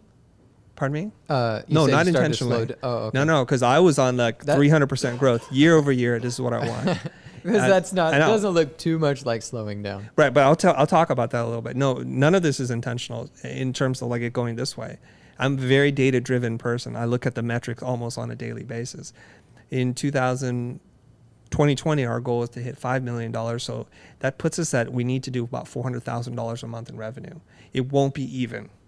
So we said 400,000, which is a ridiculous amount of money, because it's more money than we made in previous years for the entire year, if you think about it, right? At $18,000 to begin with. And if you check me out on Instagram, I posted real numbers. I don't remember them off the top of my head. So in January, Ben just gave me the report. I think what did he say it was? Do you guys remember in the report? We're shy of 200,000. So we're well off of our goal. So the machine has to be like, what do we need to do? What do we do differently? And so what Sean said, which is what I live, actually not on a 7-week cycle or a 7-year cycle. I live it on a daily cycle. And there are some pros and cons to this. I constantly think about, what are we doing? Because I give myself so much space to think, to read, and to ponder. Almost everything I don't want to do, somebody else here is doing that job. That's why I was talking about that earlier. So somebody else is doing that. So I have the luxury of having this incredible time to think, so that I can see when we should zag and when we should zig. And it's really important to me. If I ask something, will go ahead. Because I know you're still asking. It's fine. No problem. I'm very much the same. I literally have, I don't have a home anymore, but I had a beanbag in my office. Mm-hmm. That was just a part of my, I'm chronically long game. I'm always big picture. I'm very pensive. So I relate a lot to what you're saying. Yet I'm also coming from this perspective of having seen the benefits of also taking a step back for a week in the form of a sabbatical. And I was just curious if you had seen the, I think, 3-part series documentary on Netflix. Inside Bill Gates' Mind? Inside Bill Gates' Yes, I Mind, have. his Think Week. And of anyone, you know, like previously richest person, still very rich, but Yeah. obviously like is giving so much of his wealth back. He's not in a place where he's CEO of Microsoft. And if anything, he probably has more time to think than most of us percentage-wise, yet he still takes these full, deep Think Weeks, and I wanted your thoughts on that. Yeah, I thought it was fascinating. I thought that his whole like reading vacations were wonderful, and he's popping books like people like eat candy, right? And his retention, like he's a next level kind of brain, and I don't pretend to be like that. But I think what's really neat about whatever we want to label this is when we set our intention to do something, it changes the way we look at it. It changes how we schedule our lives. It changes everything. So you call them sabbaticals. I just might call it Sunday. It doesn't really matter. It's just the fact that you dedicate time in your own mind and you commit to doing something. Man, that's what matters. But I finally reached the point in 2017 where I was like, I stopped my day at 5. That was a thing, and I would go on a walk with my wife, and that was huge because I was just working late. Yep. There's always more work to be done, but if there's always more work to be done and I never finish it, why not make the day look like what I want it to? So I decided I'll stop at 5. I got all my work done for the day. I said I'll stop at 3. I got all my work done. So I was stopping work at 3. I would wake up early, you know, but still solid day. Take off the weekend, you know, do the reflecting. And I'm just telling you anecdotally, still sabbatical weeks, life-changing. The value is immense. I just want to encourage that. Yeah, 100%. And I think that's great that you're giving voice to this idea. It's a pretty novel concept that very few people are actually doing it. So I think that's refreshing for a lot of people. For me, I think about productivity and I think about how I can be more optimized in what I do. So for me, context switching is the thing that messes me up. So my schedule, and also published online, is like Monday is writing day, Tuesday is reading day, Wednesday is meetings, and Thursday and Fridays for production and content. This is why we're here on Thursdays and Fridays. And the Saturday is family day, Sunday self-care day. So this is how I regulate it, so that I don't want to take I think I read this in Jim Rohn's book, 7 Strategies for Wealth and Happiness. He talks about this, and he's like, the mistake that a lot of people make is like the busy executive thinks about his children and his wife, and he misses them, and he wants to go home. So at work, he's like thinking about how to get out of work. So he leaves a little early. This is what happens in the story, right? So when he goes home, he welcomes his family, and everything's great, except for he's thinking about the work he didn't finish. And so he's not good at work, and he's not great at home because his mind is always somewhere else than where it's supposed to be. And he talks a lot about seasons and understanding seasons and regulating your body and your movement and your energy. So for me, it's like when I work, I just work. And my family knows it. I'm here for work, man. So sometimes like I have an office at home. My son walks in. He's homeschooled now. And he comes in and I was like, when Dad is writing, when you see this, please don't interrupt me because it's hard for me to get in this phase. And he's still a kid, so it's like there's only so much I can do. Kid being 13, right? But my wife also knows like Dad's working. This is how we make our living. And then but on this note, is there not a difference between being at home, having communicated to your family not to interrupt you while they see your fingers moving on the keyboard, and your family being out of town or just out of the house, in terms of your ability to focus, your knowing that not only have you minimize distractions by communicating to your family, but you've entirely prevented the possibility of interruptions. That nuanced difference right there is the difference between this kind of regular, ongoing, weekly reflection that you do and these deeper sabbaticals. Yeah, I think there is, because you've now removed the possibility of interruption happening. It's deeper. Go ahead. The focus. I don't know. I think I'm a big proponent for discipline and having taking responsibility. So my wife knows this, and we're very clear with our boundaries too. And she makes what I do happen possible, right? Because during that stretch, she knows like, don't come and ask me to like go and change a light bulb or something. We just don't do that. We have very clear boundaries, and it works. My son's the only one who breaks that because he doesn't care. Like, I want Dad, and Dad's going to be here, and that's the way it's going to work. But for me, the discipline really is for me and not for them. And I'll explain why. When it's writing day or it's reading day, the temptation to get on your computer and answer emails or to get caught up in doing something you're not supposed to be doing, That's the hardest part. So to answer your question, like when we're on vacation and we're in like a Wi-Fi internet dead zone, you have no choice. But I want to participate in choosing to do something versus like the way that I'm here is because there's no other possibility. So I'm trying to exercise that. It's not an easy thing for sure, Sean. I'm not telling you I'm superhuman because I get into these things, but the reminder goes on. Today is the day I'm supposed to be doing this. And I used to feel guilty, believe it or not, taking a whole day to read. I struggled with this. And I forgot your name from Austin. When he was talking about like he tried the sabbatical twice and the third one it broke. And you're like, dude, it takes a little bit more. It might be 3. It takes some number of days of commitment before something becomes habit. Some people would argue 30 days of doing something straight is the minimum.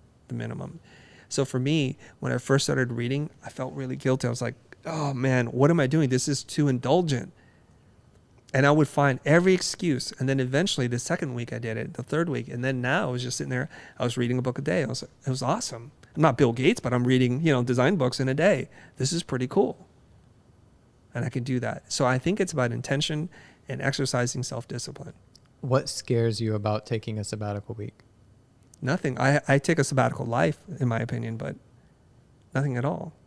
Like my life is play. So let me just... and then I'll answer your question. Let me just pose, profit margin. Let me just pose a scenario to you. Yeah. Like in 6 weeks, you don't come in here. You don't have anything on the schedule whatsoever. No reading day, no writing day. It's just pure possibility, which includes choosing to come in here. It includes reading a book. It includes writing, but just pure possibility. And we'll call it a sabbatical. If I pose that idea to you, how do you feel? And is there anything about that scares you if you were to do it? No, because by your definition of what it is, that's my life already. No, but doing this, like I understand that you feel like you've parsed the benefits of it and you can map it to your current existence. I'm saying, what if you actually just cleared the schedule? Like you actually just created a sabbatical week. You put it on the calendar. You deleted all the colored blocks on the Google Calendar, and there's nothing but possibility. And you enter into this week with the ability to say yes and choose anything in the moment. I guess I should, at this point, should phrase it, why would you not try that? What is the reason? What would hold you back? And I said, like, what are you scared of with that? Yeah, I'm not sure, that my life is that different. I'm trying to be as honest with you as I can, because a lot of times I'm like, I don't want to do that meeting. You got to do it without me. I don't want to do this call. Guys, cancel the call. So you have nothing, no scheduled events, appointments, meetings, live streams, podcasts, recordings, conversations, coffees next week on the calendar? Well, no, because I'm traveling. I'm going to Amsterdam, but. Okay, typical. No. There are things scheduled, but there are also long blocks of nothing scheduled, and I schedule things when I want. For example, people are like, "Do you want to talk to this person on podcast?" I'm like, "No, I don't want to." If you needed to go to the bathroom right now, yeah, you would have something like, let's just say, 2 minutes of a break of dead air. But you know that I can keep it going. Yeah, you know that there's a difference in the depth of the rejuvenation from that 2-minute break versus like a trip with your family or, the weekend or whatever. There's something about having a longer period of time and not just like, I see the benefits of the things that you get out of this full week, and right. I get those benefits here. Right. Like I take 3 weeks off with my family. And the company just does what it does. Why? Because we just schedule it. Why? Your Nice life is great. Everything's good. Why take the 3 weeks? It's the time that we, as my son's in boarding school, and my wife, we get together and we pick a location that we want to go to. And I think it's very valuable for my children and for my wife and I to go and see and do things and see other cultures and languages and customs, just as part of expanding their worldview. So that's a valuable thing to do. Mm-hmm. Why not do it more than 3 weeks? I could do it for as long as we need to. You could. I'm saying, Yeah. why not? If it's so valuable. There's a finite cap to that because... And it's 3 weeks. Well, it could be 4 weeks. It could be 10 weeks. Like I took 3 months off of work in that time that I was burnt out. The end of last year, probably about 4 months, I really was unplugged from the whole office. But at right? that point, you're forced into that through the burnout. Like the burnout's crushing you. That's not so much, how would I say it?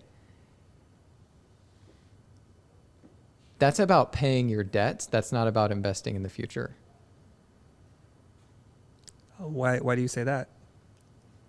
The burnout was as a result of Okay, I know what. Let me yeah. say this a different way, Yeah.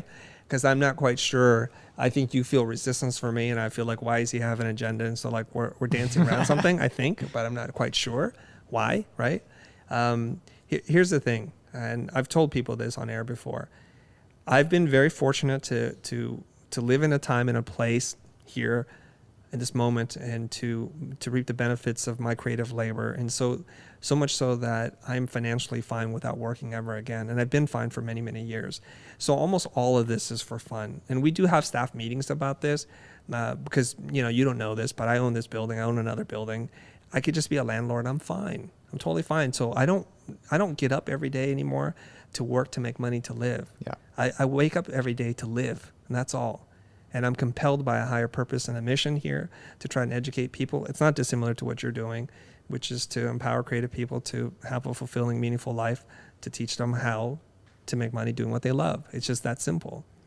And the vision and the dream, as we talked 2 years ago, it's on a very grand scale.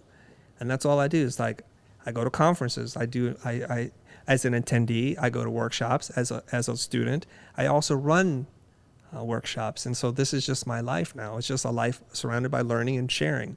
The reason why I show up every day here is because knowledge by itself isn't really great. It's not very valuable. It's just you hoarding stuff. And it's not until you put into application that you actually learn it. It's not until you share it with somebody that it actually becomes valuable. So I think I offer my audience and my community a very unique and specific way of processing information that they relate with. And you do as well. We have our own styles, and you do, as you have your own community. And the world needs this. We need better teachers. We need people who are passionate about teaching. So that's why I do what I do. So, my son struggles with this all the time. One son is super hyper motivated. The other son would rather play video games all day long. Right? So you're like, well, if you love that so much, why don't you do that forever? So some of this is like, it's just trying to find a way to use all of you, and all of you can't just be purely for, in my opinion, selfish acts. There needs to be some spirit of generosity in here. Otherwise, when your time is done on earth, you'll say, I haven't done much to help people. Not that anybody needs to remember me, but I've not really used this precious gift that was given to advance our society, our community, our culture. I think I'll just want to say all of that is beautiful, and I just want to applaud that and what you're doing here, and I just think it's awesome. So thanks. I'll boil it down to one last thing, and then you can get to his question. Sure.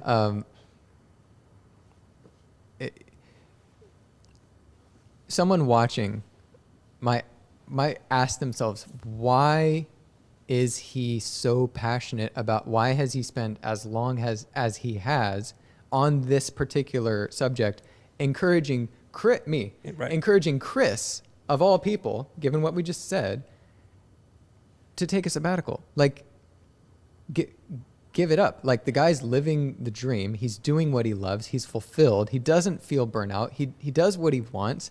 What's the point?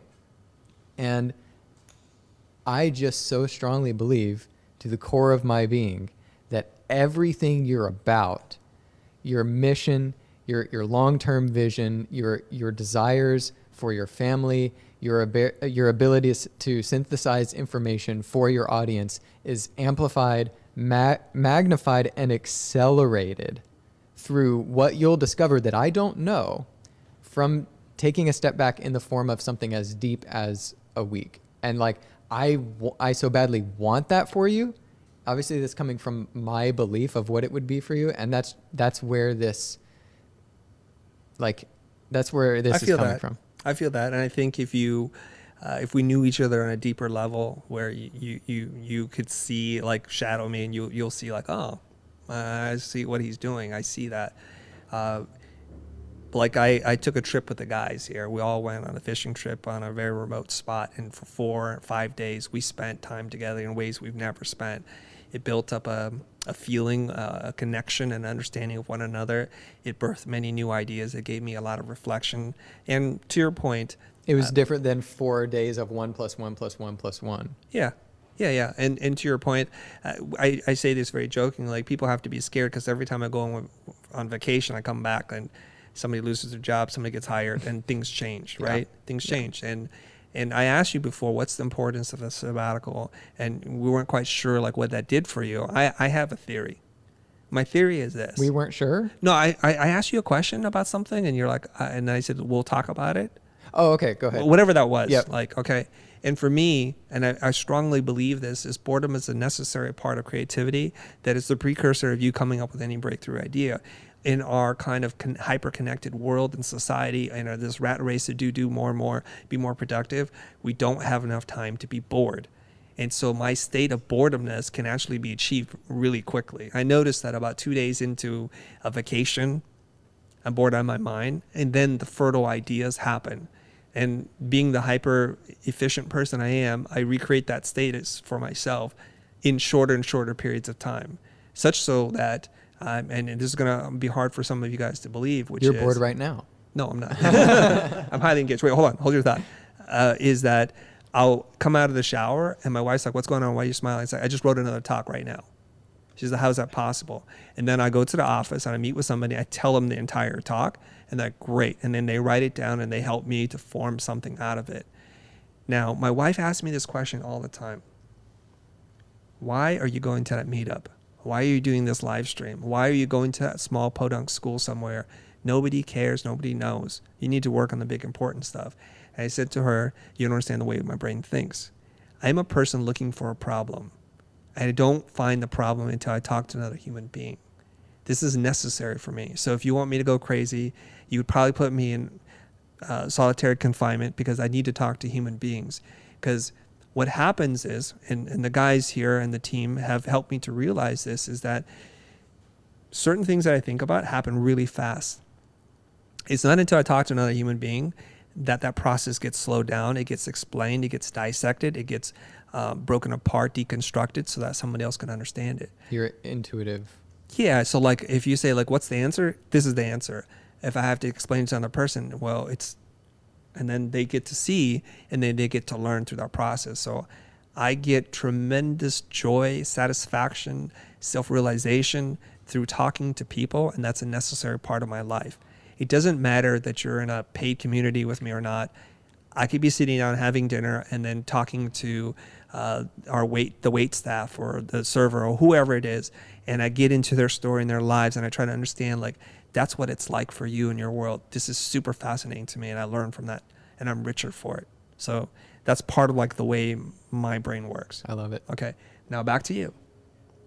Now, we have to do about $400,000 a month here. We're off by 50%. It's not a good sign for us. But as of last year, when we were able to gross $3.1 million, we are a self-sustaining company for the first time as a content and education platform.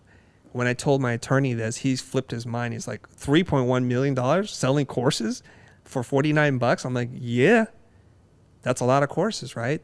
Yeah, this is how we do it. And so we needed to prove our business model that was sustainable. Prior to that, Blind, the service side of us, had to somehow support us financially, either by literally bearing the brunt of the rent of the space. And now it's like we're self-sustaining. I think there are 10 or 12 of us here and 3 of us off-site.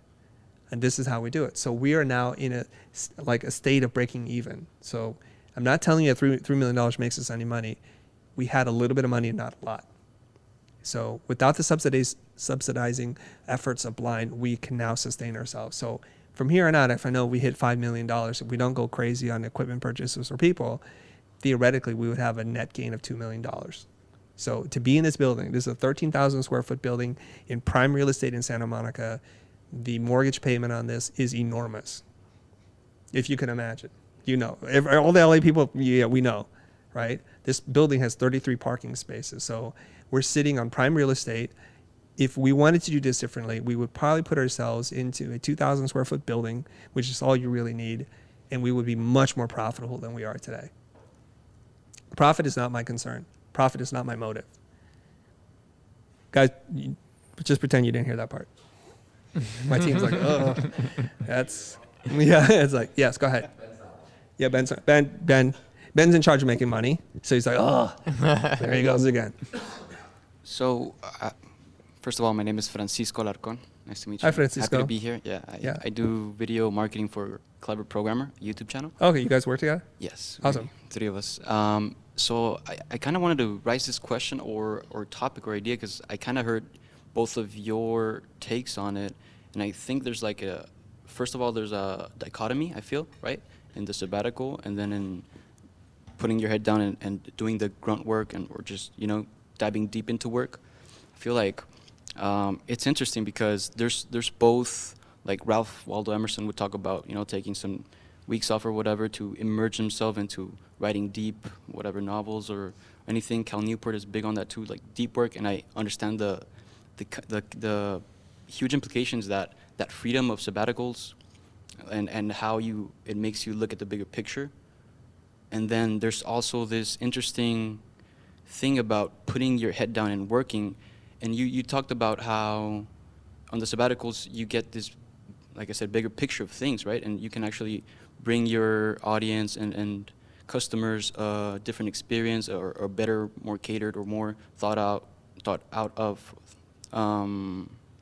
experience and just service, right? Because you kind of get to rethink your thing a little bit more.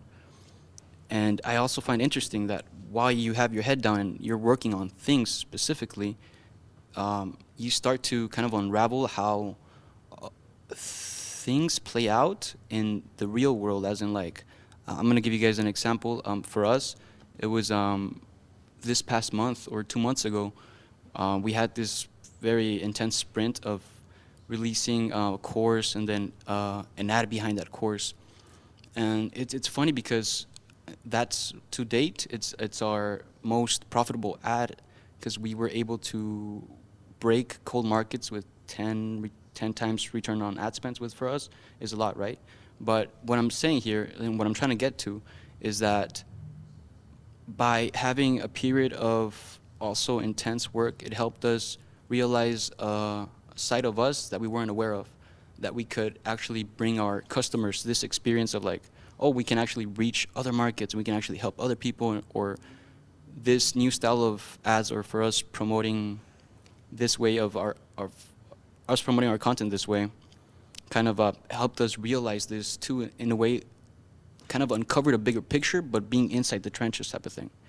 So I find like it's interesting. Like, what do you guys Francisco, what's your think question? about that? I'm having a hard time tracking the whole conversation. I'm sorry. Yeah, I'm throwing too much out there. It sounds like you're describing an oscillation. Yeah. So yeah, exactly. I feel like it's interesting. You can get both. You can understand what to share with your community from a sabbatical and having that open view of things, and you can also bring that about when doing the actual work in your job, because you uncover things. Like, what do you guys think about? I don't know if I'm making myself clear. Maybe Sean can help me with the question here. I don't know what the question is. Okay. All I'm saying is like, do you guys see? All I'm saying is like, do you guys see any difference in the actions that you take while having your head down and uncovering what other things you can provide to the market? And is there any overlap between that and taking some time off and taking a step back? Now I understand. Okay. Let me try to see if I understand the question, and correct me if I don't. Okay. I think you illustrated and painted this picture that creativity can come from doing nothing.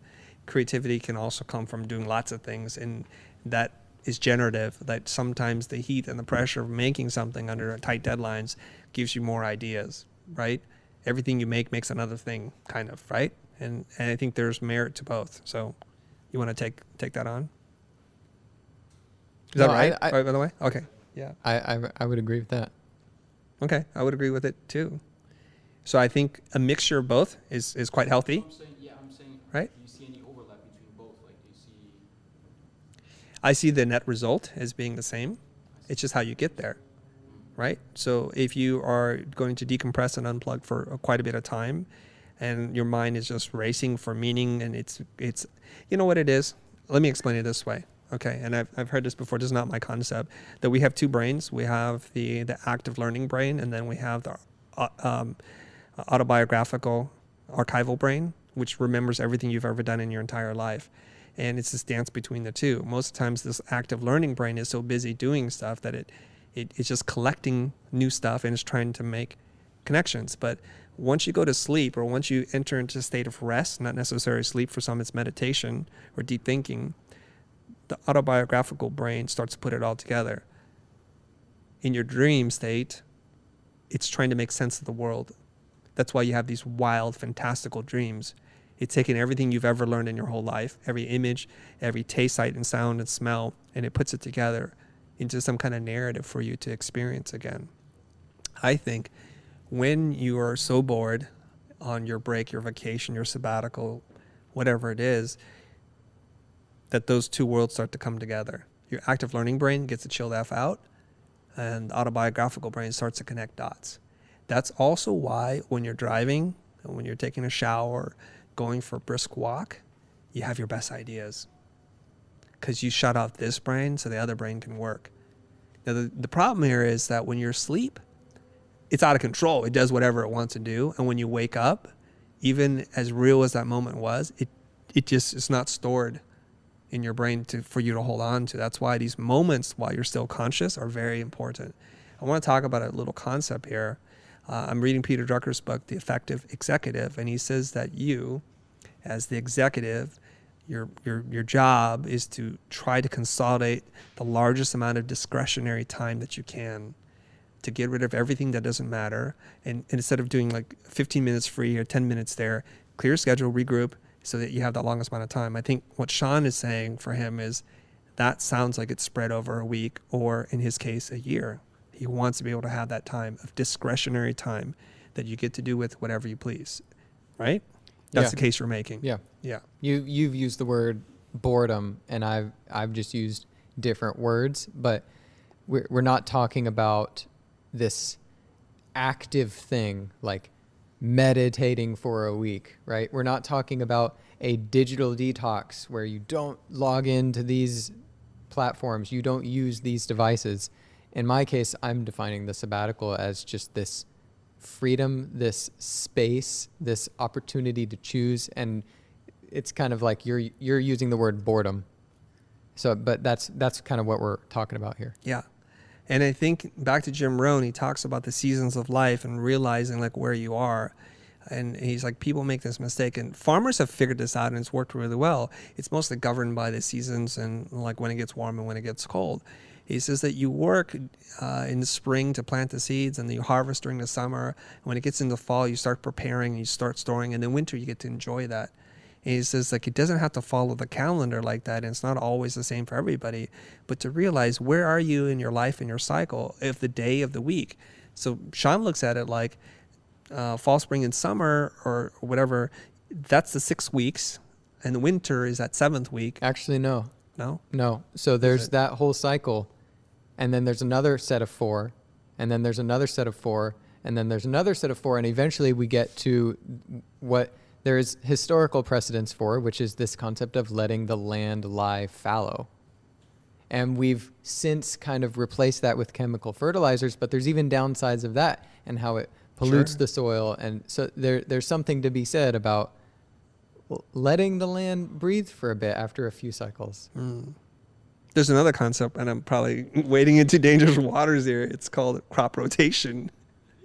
That planting different kinds of crops versus a monocrop culture, which can deplete the soil of its nutrients. Absolutely. Crop so rotation, for instance, plant something different. The way I would fit that into my structure is on sabbatical, rekindle those secondary passions. You know, in my case, like I have this past of being a musician, and there's a lot of things I loved about that. But like I kind of set it aside, like that's not my primary thing. I could make a music album if I wanted to. Again, like this, letting the land lie fallow doesn't mean stare at a white wall for a week, stare at a white wall for a year. I'm doing all kinds of stuff. You don't have to travel the world. In my case, that's what I wanted to do because I didn't get to travel much growing up. But it looks like this. It looks like writing. It looks like vlogging. I could make music, right? So like you're saying, crop rotation, mix it up a little bit. Yeah. Right. Okay.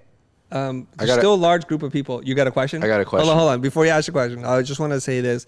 It's been a marathon session here, and I hope you guys are enjoying the discussion that's happening.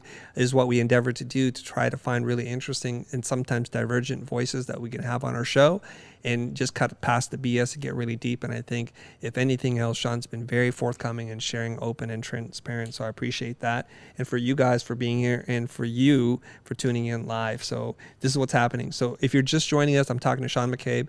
He's decided after 7 years of work to take, in this iteration, his 7th year off, and he's taking a full-long, year-long sabbatical without work. He's gotten rid of everything in his life, and now he's kind of literally living out of his backpack and exploring the world and sharing what of a gift that's been for him in terms of renewing his creativity, allowing him to see different things, and all that. Okay, Sean, you want to check out his website, SeanWes.com. WS, SeanWes.com. If you want to read more about his journeys, his travel, and his adventures, go to sabbatical.blog. That's sabbatical.blog. Let's hit up with the question. All right. So, Hey, Ricky, are you a professional? Yes, I am. Yes. I want you guys to picture me as a designer, okay?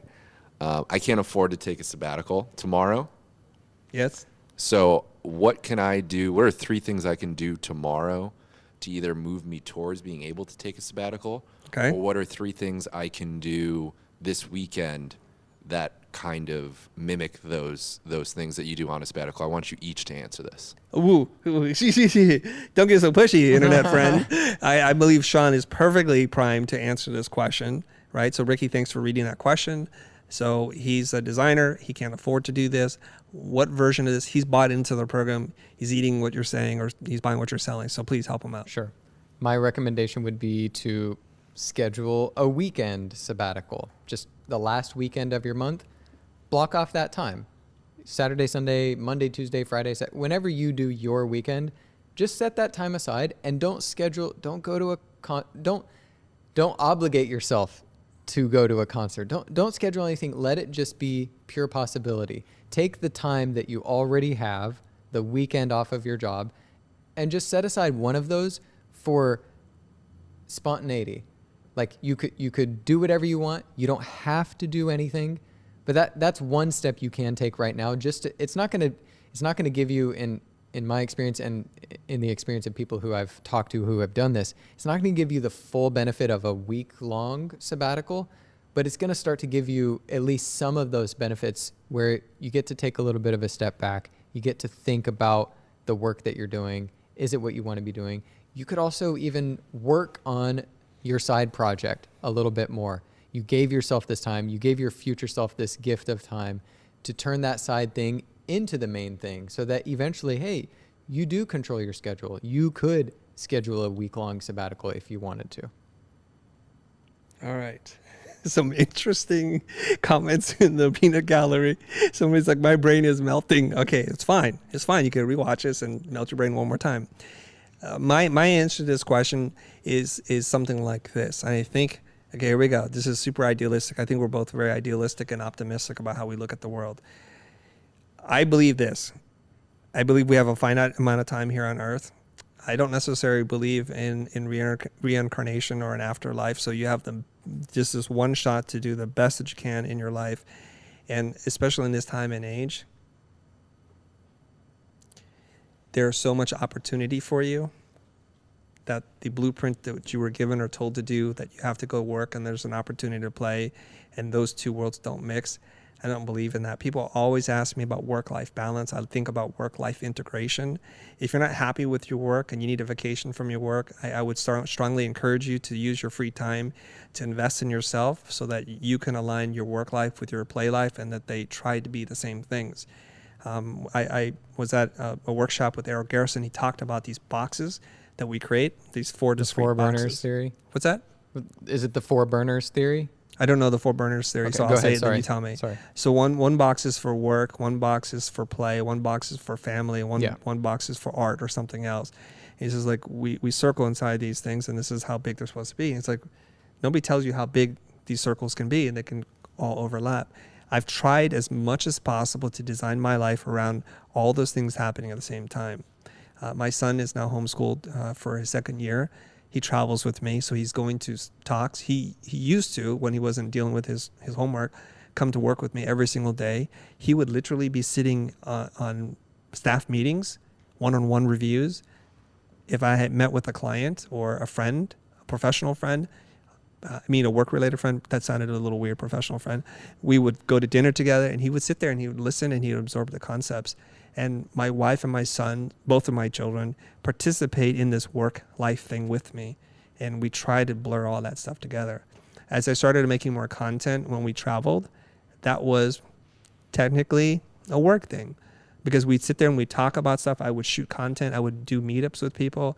And it was all blurring together. And it was really great. And I have to say, as a person who grew up here and my mom and dad both worked like crazy hours, I never knew what their work-life day was ever. I've never gone to work with my dad.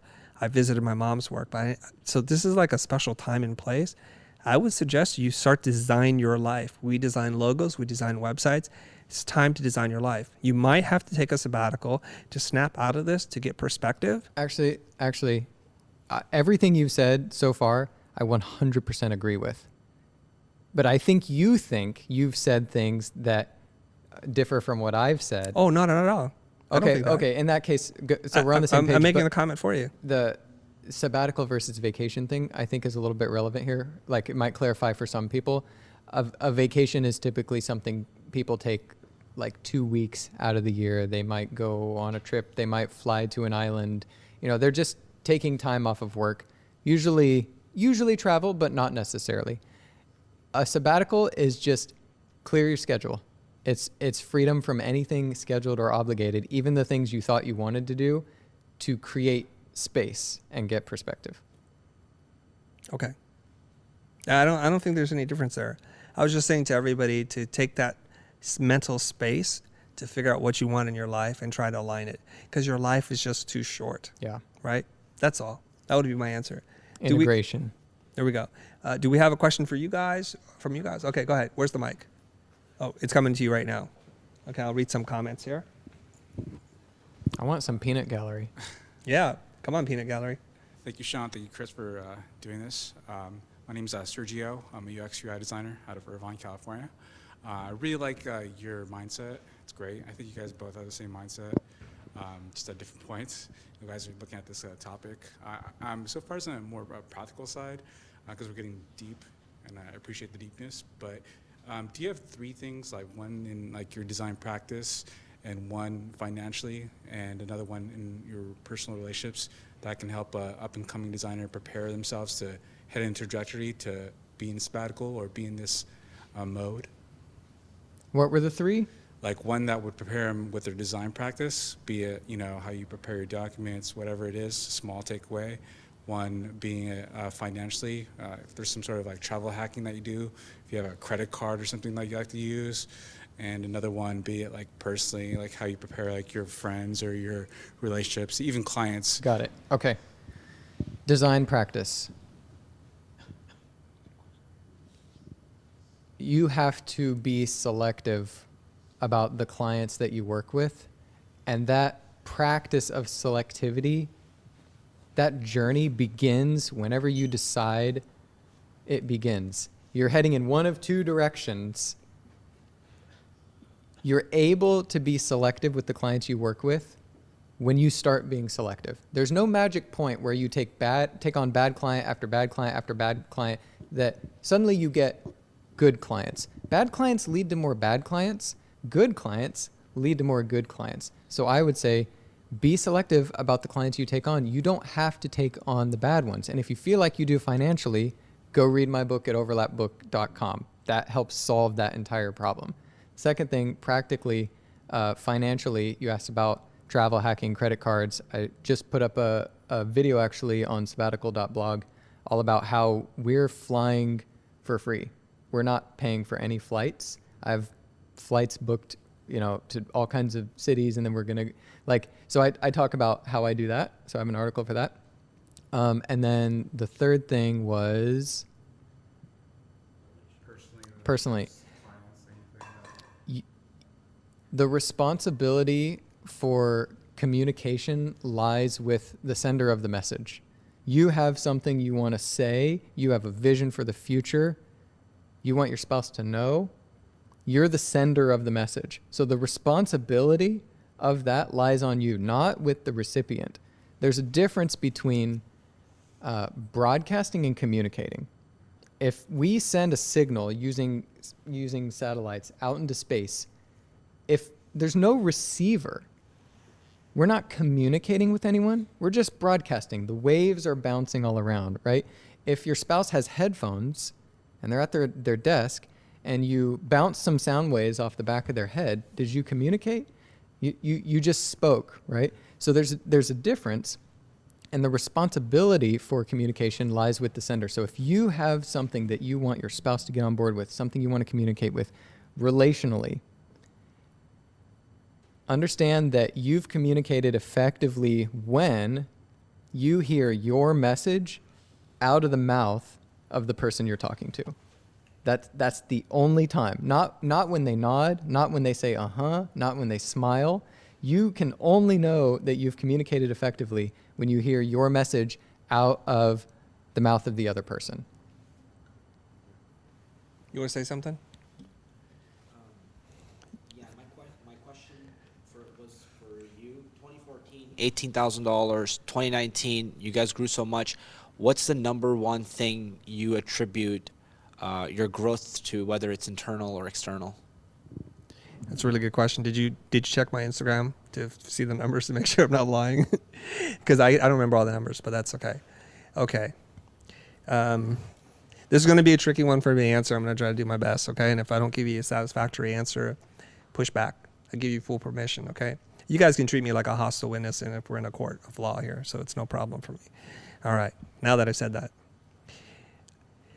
I think in the beginning, it was a kind of an experiment. We were playing. We were just seeing if it works. Now, I had a business partner before, and he pretty much ran the ship because I was busy running this company while we're dabbling in this space. So my mind, my attention, my focus was not put into it.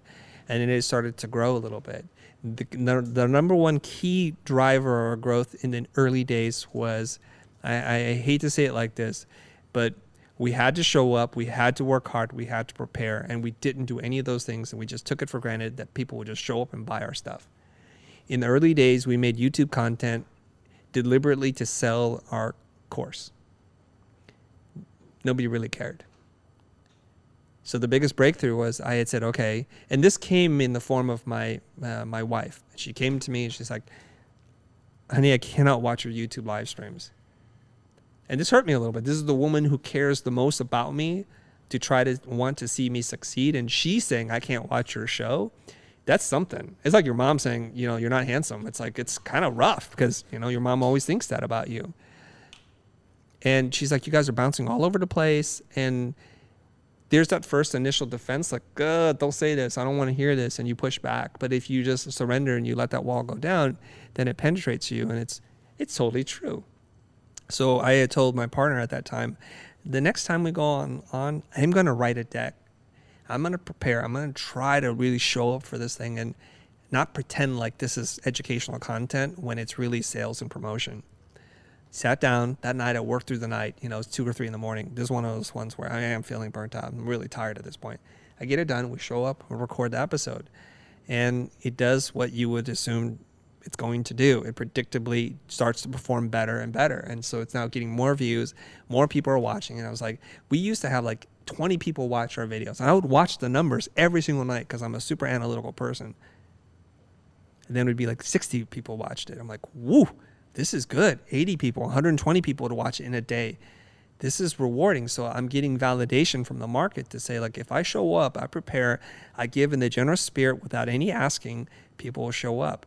That started the channel to grow. Our awareness grew. We started making more content. We stopped making self-promotional, salesy kinds of videos. And that's why, for the most part, when you watch our videos, we hardly ever mention anything except for to try to give you value. So it's that spirit of generosity, I think, that grows the audience, that then leads to more eyeballs, that eventually becomes somebody who's pulled into your ecosystem, into your stratosphere, and then they may or may not want to reciprocate the value that you've given them back to you. That's when we started to grow. The second major point in our growth, and it's very clear, because a couple of years into the business, my business partner and I, we started to have divergent ideas about what this business was about. We had different ideas about tactics, about strategy, about implementation, about work methodology, and without saying too much, we had to split apart. We were reformed from the previous iteration, which is called the school for all you OG fans out there, into the future. And once I took over, now I was like, I felt free of obligation, of compromise. I felt like I was a race car that's been sitting in idle for a really long time, and we just tore out. And I started to make all the changes that I wanted to. And some of my fears were just vaporized. Like, how can we rebuild a new audience, a new community that was really connected to this other personality? How could we start over? How long would it take? So in a matter of months, we eclipsed the growth of the previous groups and the channels and the subs, and we just started going like crazy. So some of that was, like I said, showing up, being generous, giving tremendous amounts of value and asking for nothing. And then really, what would happen if you focused all of your energy in trying to make something work? It did come at a price, because where I put my energy, it's deficient elsewhere. So I stopped focusing on blind, and I just let the team run the company while I moved my energies over to the future. So there was an incubation period of a couple of years before everybody from blind could move over to the future team and be supported financially. So that was it. Is that okay? Yeah, I think that. Do you have a little bit of more time if I can ask a question that goes deeper into it, or is my time over? I can just. Is there any time that you can just relax? So I was reading this weird comment, so I got messed up. Say. I'm just following Go up ahead. to what you just said. So I hear the generosity thing a lot. Yes. Gary Vee says it. I think it's like a very surface level thing. Yeah. I understand what you mean by it. We produced 119 videos last year, and very deep based content. A lot of it actually, we were like, let's just provide value, because some of the strategy we were doing on YouTube wasn't working. What we saw a lot was when we stopped asking for sales, we actually kind of stopped getting sales. We were getting views, but it wasn't leading to business growth. And so I'm trying to go just a little bit deeper here and asking, how were you able to sustain, this is such a big business, it seems like, and you guys have such a lot of expenses. So how are you sustaining being generous and it leading to legitimate revenue month over month? I love your question. You're setting me up to go on a soapbox. I'm going to get on that soapbox right now. You ready? So there are people who espouse generosity, and then you have to ask them, are you really giving me something? What value did you provide to me? Did you give me something new? Versus people who are truly doing it. And there is a big difference between the people who say it and the people who do it. I'm not going to cast judgment on whether or not we are or we're not, or if somebody else is. I let you, the audience, decide, okay? And John is reminding me, or Josh is reminding me, it's called the reciprocity rule. And I'm well aware of the reciprocity rule. And we know this about our social fabric, our community, and our society, right? We only exist, right? Instead of like nomadic tribes, it's because we have some kind of unspoken rule with each other. I help you, you help me. And this is what happens, this is how we're glued together. We understand this, and it's, with a few exceptions, it's the thing that binds us together. When we give truly in the spirit of generosity, we have to also take into consideration who is our audience and what do they find to be valuable. And they're not always the same thing that you think is valuable to you. So you may be giving really deep dives on programming that the world does not yet want in the way that you're delivering it. And there's too many variables for me to guess at, but they could be because Maybe the delivery is not right. Maybe the time in which you're delivering it. Maybe the style in which you're saying it isn't right. There's something there that's off. Or maybe this audience isn't looking for this from you, and that's a possibility. Okay? So if you make sure you give to them something that they, and this is really important, that they see as important, then they will give back. Because in our community, and I've not kept track of this, but we have sustaining members that get no benefit. All they do is just give us money. It would range anywhere from 200 to 500 people a month, ranging from $5 to $40 or $80 each month that they just give. We have a community of over 300 people who pay us $150 a month to be part of our community, which we do whatever we do. We call it the Pro Group. There are people who watch this channel who donate money, and they do this out of the generosity of their heart because they know this, that without the money, we can't do this. And so this whole operation stops. And they know this. So every once in a while, we do tell them. Public radio does this quite often. PBS, those kinds of things. They say, this is our fundraising year or season or campaign, and we need you guys to dig into your wallet. If you've enjoyed this program, please put some money in the till so we can do this. Churches do this. Right? Give 10%, or is it 20% of your income? What's the rule? 10%. Give 10% of your income. That's a lot of money.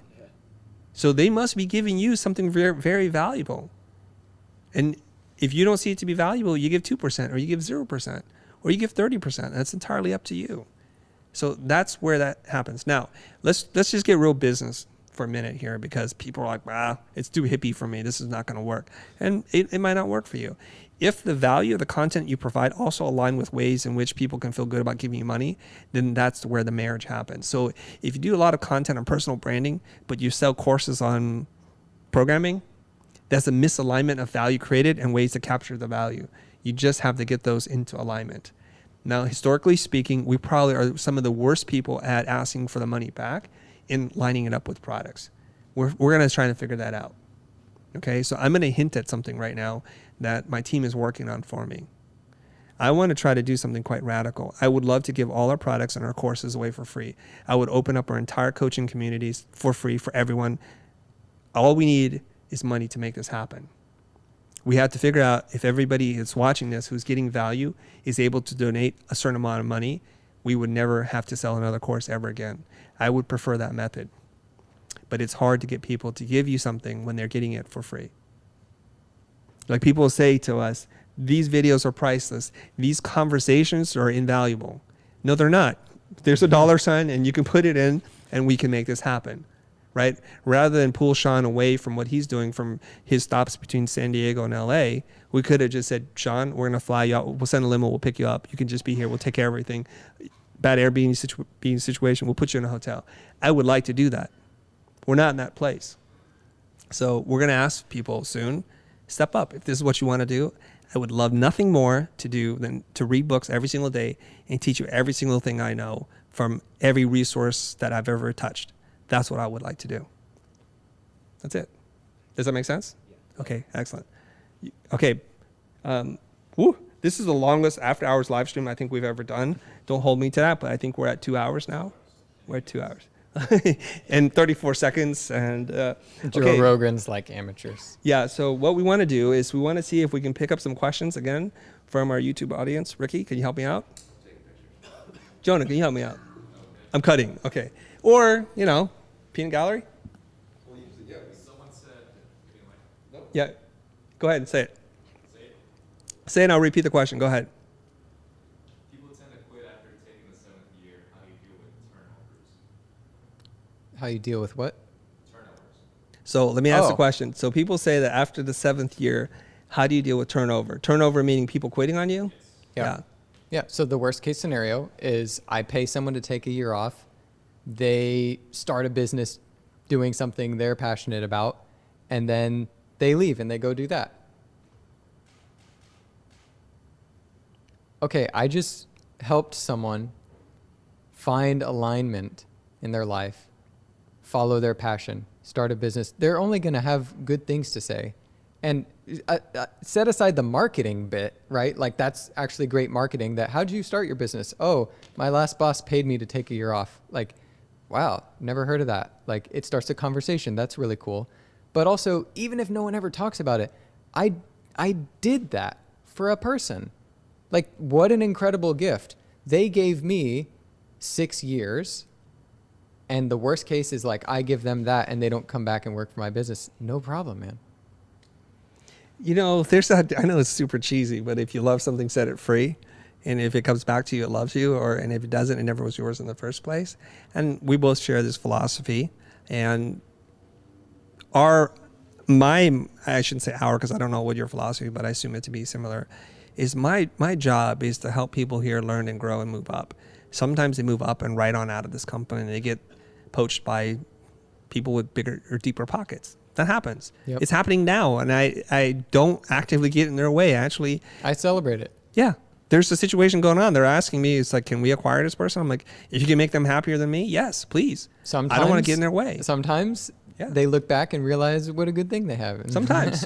And sometimes you're like, sayonara. Yep.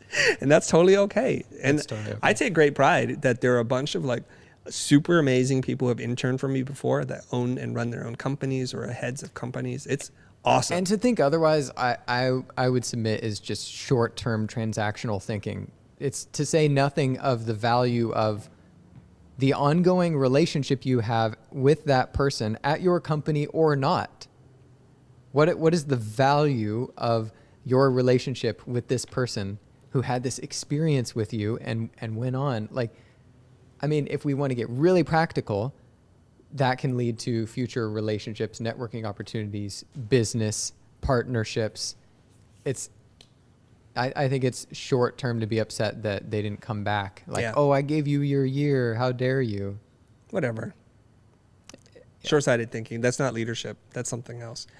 What is that called? An indentured servant. Okay. Let's mix it up. Let's get a little controversial if we can. Okay. Some people on the internet saying Sean and Chris are saying the exact same things. It's semantics and we're calling one thing or the other. Like, I don't get stuck on labels. So like I told you, I think I'm doing similar things. If you want to say I'm not, then that's okay. And I'm fine with that. No, I'm just saying you would benefit from this to a greater degree. And we're going to go right back to a greater degree. Okay. You're laughing, Austin. You know, like, I think I'm already doing it, but okay. Okay. So let's do this one. This one's going to be a tough one. I'm going to raise this and I hope to set the stage for a different part. So those of you guys that have survived the dip, because, we peaked at about 400 something. Now we're down to 348. It's a long swim. We totally understand. I want to talk about the negativity, the trolls, and how you respond to the trolls. Okay. I get thrown a lot of comments that are negative. And I just roll with them. It's fine. People in our space that do something for a period of time and then teach other people how to do it, we're seen as lepers. We're seen as people who can't take it anymore. We're seen as hacks. We're seen as fake gurus or entrepreneurs, where we're teaching people how to do, there's another term out there, right? Fake gurus and entrepreneurs, in that we are conning people out of doing something that we weren't successful at doing. That's why we're teaching. So I have so many feelings and things I want to respond to that. But first, I want to throw it to you. What are the kind of comments and questions that you're getting that are just kind of nasty? What are they, and how do you respond to them? Or if you don't care to respond to them, that's totally okay. Let's mix it up and let's find areas where we disagree. Okay, cool. So first, like, the trolls, right? The criticisms. It's all the same stuff. Is you it? know, snake oil salesman. Yes. You know, you make a living by teaching other people how to teach other people how to teach other people. You know, the whole recursive thing. Yes. You can't hack it as a designer anymore. So you do, like, it's pretty much all the same.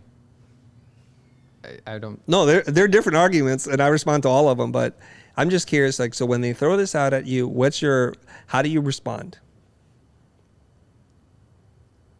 I haven't. Okay, you're a better man. Well, I don't know, because maybe you're doing it. I don't know, because here's the thing. It's the reason I don't respond is because the mindset's wrong. You're just planting seeds on the cement. There's no plant going to grow, right? Why waste the time? They don't get it. They're not there. Maybe they will. Maybe they grow. I hope they do. I can't help you right now. I help people who want to be helped. So I move on.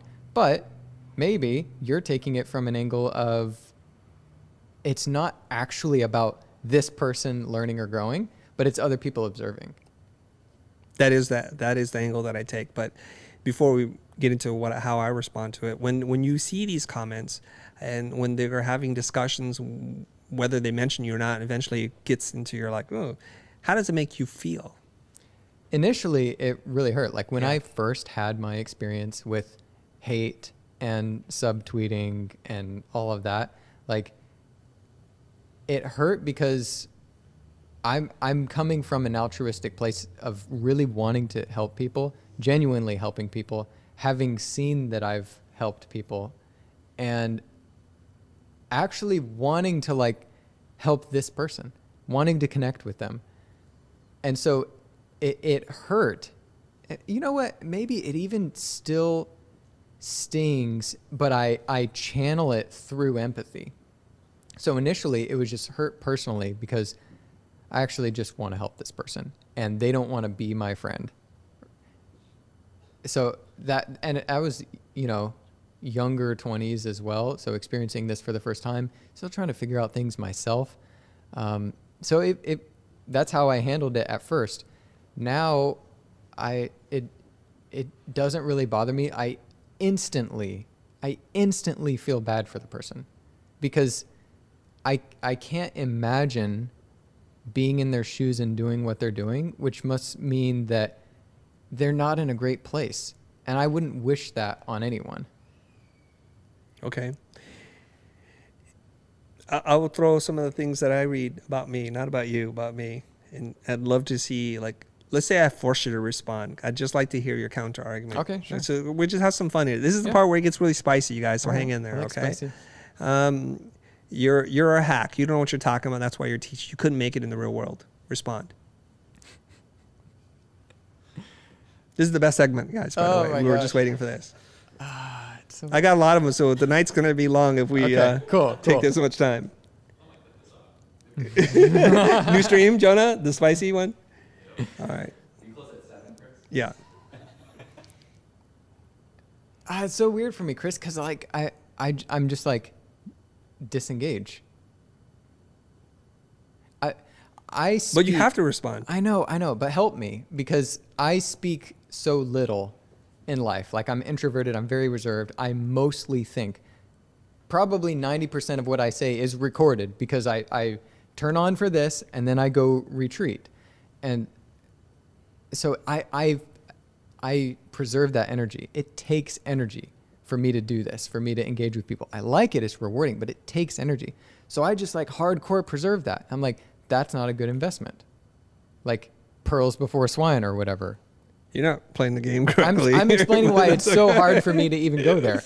I'm not a hack.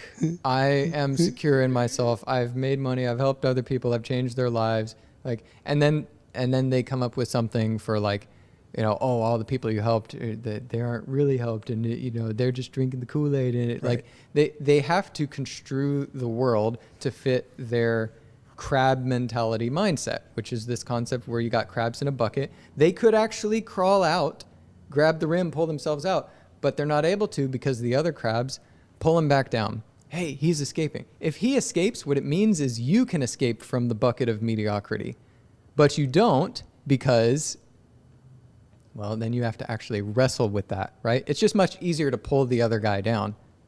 Let me try another one. You don't think I did it? Huh? You don't think I answered? I did it with a voice. I was like, Yeah, I'm but not a hack, you sidestepped it. You No, I sidestepped said no. it. I You didn't answered take it directly. the critique straight I answered on. it directly. Let me try another one. I said, I'm not a hack. I know what I'm doing. I've helped my clients. I've helped people. They've got results. That was the answer. Okay. Yes. Okay. Okay. All right. Let me try another one. Let's Maybe do it. we just argue differently. That's the thing. It's like we argue differently. I argue with a little bit more verve. You're very zen about it. Okay, here's another one for you. If you're really interested in helping people, why don't you just give it away for free? I would love to, just like you. So what's stopping you? Well, You gotta argue it all the way, I man. I do as much as I'm able. Yeah. But there's two parts. One, I need financial resources to continue doing this. We all need basics, you know, shelter, food, etc. It costs money. And then there's also the fact that some people, and maybe let's say the majority of people who don't pay for things won't put it into action. That's not to say no one who gets something for free won't. Obviously they do, but the majority don't. And so part of charging for your services, for your products, is actually in service of getting people to results.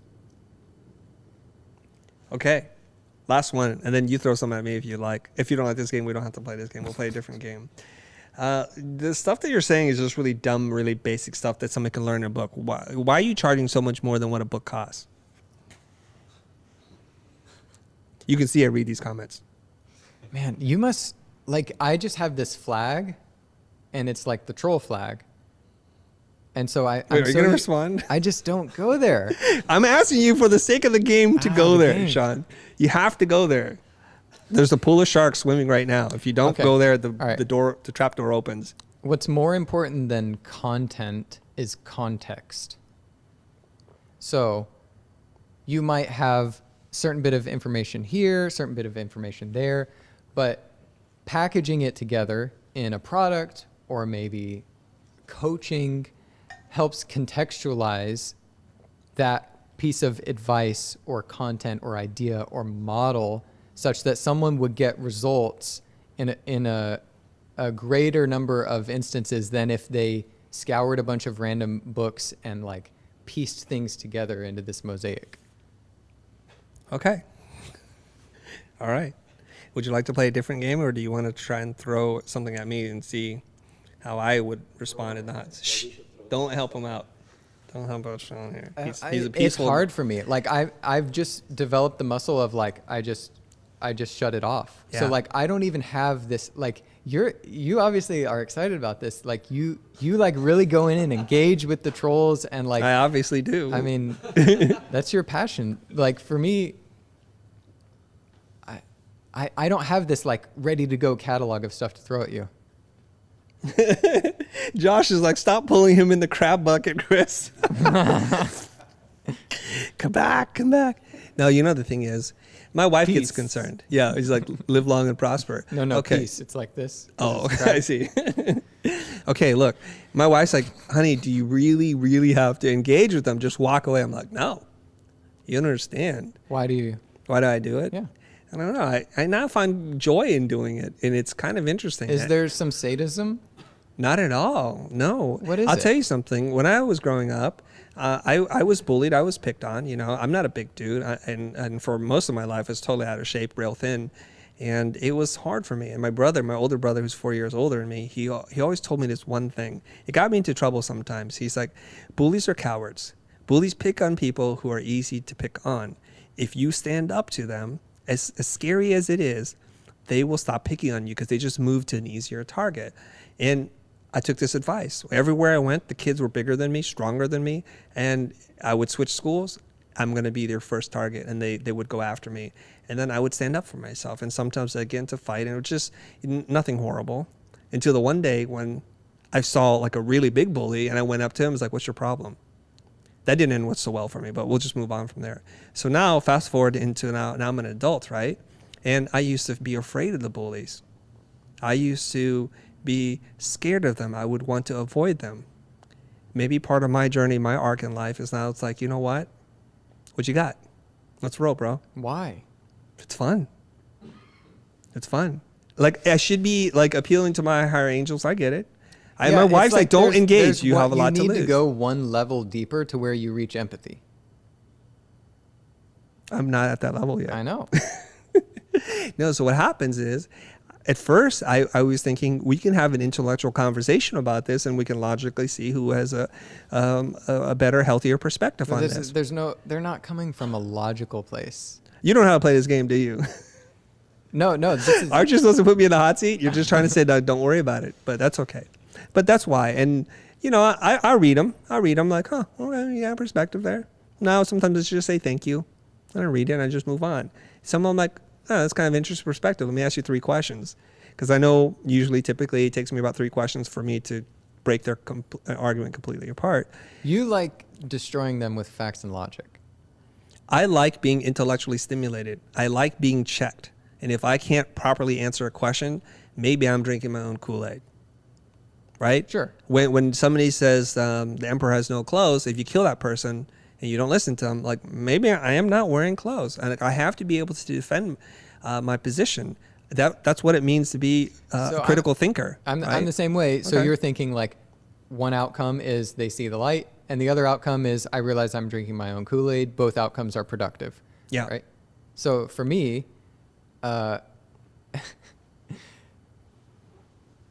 like, even if I have logic on my side, they're not actually interested. They're not coming from a place of, like, when someone's trolling, they're not actually coming from a place of wanting to have that intellectual discussion to upgrade their knowledge. Okay. So why? I'm not doing it for them. I'm doing it for me. Like I said before, I really grow in dialogue. And if you and I... Okay. That makes sense. That right? makes sense. If You we like agree on talking. everything, which we don't, there's things like we put different labels, we have different life philosophies, it would be super boring. We would all be like vanilla, and that would be vanilla. So it's like when I bring chocolate in here, or mint, or something else, it's like, whoo, mint. That's interesting. You like the spar. I do, to be intellectually stimulated, Yeah. because I want to be critical about my own thinking. So every once in a while, my coach used to do this to me. My therapist did this to me all the time. She would ask me a couple of questions, and I'm like, I submit. You have the superior argument, ma'am. Right. You're right. My worldview has changed forever moving forward. And I seek personal growth and development. So if I don't feel like I'm growing, then I'm dying. So I'm totally with you. Okay. It's just that when you compare spending time intellectually sparring with a troll and that with someone who is not a troll, I just get more out of that. So Sure. that's just where I divert the time. I'd Yeah. rather talk to Austin. I'd rather talk to Kazi. Other people with different mindsets and ideas that might, spar with me intellectually, but they're not trolling. It just ends up Okay. being more productive. All right. Let me say it this way. I think Austin and Kazi are less likely to argue with you. I said that because they're here. Obviously, they know me, but I mean, I you know what I'm saying. people who think very differently Right. that So- are not trolls. Okay. Let me say this then. There's another thing here, okay? So, Like you, for instance. Like, we think differently. yes. This is intellectually stimulating, Yeah. but But this is rare. you're not trolling. But this is rare. It's not For like every you? day. Well, I'm saying from my point of view, yeah. That Not this for is me. Okay, that's fine. So I'm saying I have that. I don't need trolls to get that. Okay, perfect. Now, I'm curious. It comes from a place of curiosity. When somebody is so diametrically opposed to you, that's going to be the most challenging voice that you're going to hear. And I find that I need to think about what they're saying. And oftentimes when somebody says this, like you said, there's a debate that's happening bigger than the two of us talking, that it's for them, the people who are observing the conversation, who maybe on the fence and want to find their lane. Sometimes I win one, sometimes I lose one. That's totally okay, right? So when I respond to this diametrically opposing point of view, it forces me to be even clearer and refine what it is that I'm saying, or adopt a new perspective, which helps me to grow.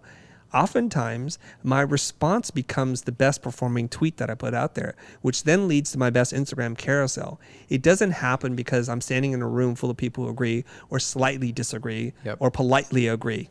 And those are very different things. So Makes sense.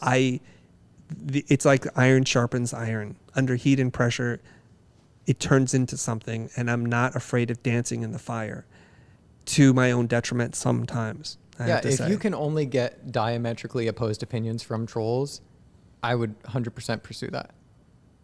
Not only. There's that's like, what it's you a were rich, arguing. No, I'm not. I'm saying there's a rich field of people. I'm having sometimes differing opinions with you, but I'm not having a conversation with you or people like you on a daily basis. And that's But where I I'm can saying find it them differs. In 1,000 places, from people that I coach, from people who sign up to give me money to disagree with me. For some trolls, the trolls make up a very small percentage, but I'm telling you, that's why I engage with the trolls. I got you. It's sometimes fun too, I have to say. There's a dark side. It's not always flowers and everything else, right? So do you guys have any other questions or comments? Maybe this is a good time for us to wind down the live stream. The camera's almost out of memory cards and the battery's about to fall out. Yeah? Is it? Are we on the edge here? Edge of tomorrow? 2.5 hours? Okay. All right. Guys, I want to thank everybody for tuning in live, for you guys for making the trip in LA traffic. It's not always pleasant. And especially for my guest tonight on this After Hours edition with Sean, we've broken some records. And I'm pretty sure he and I could do this dance for 6 hours. I don't know what kind of progress we'd make, but we would have stimulating conversation. So Sean McCabe, you guys want to check him out. He's at SeanWes, WES.com. If you want to read about his adventures on his sabbatical, go to sabbatical.blog. And that's it, you guys. Don't forget to like, comment, subscribe, and ring the bell for notifications. See you guys next time.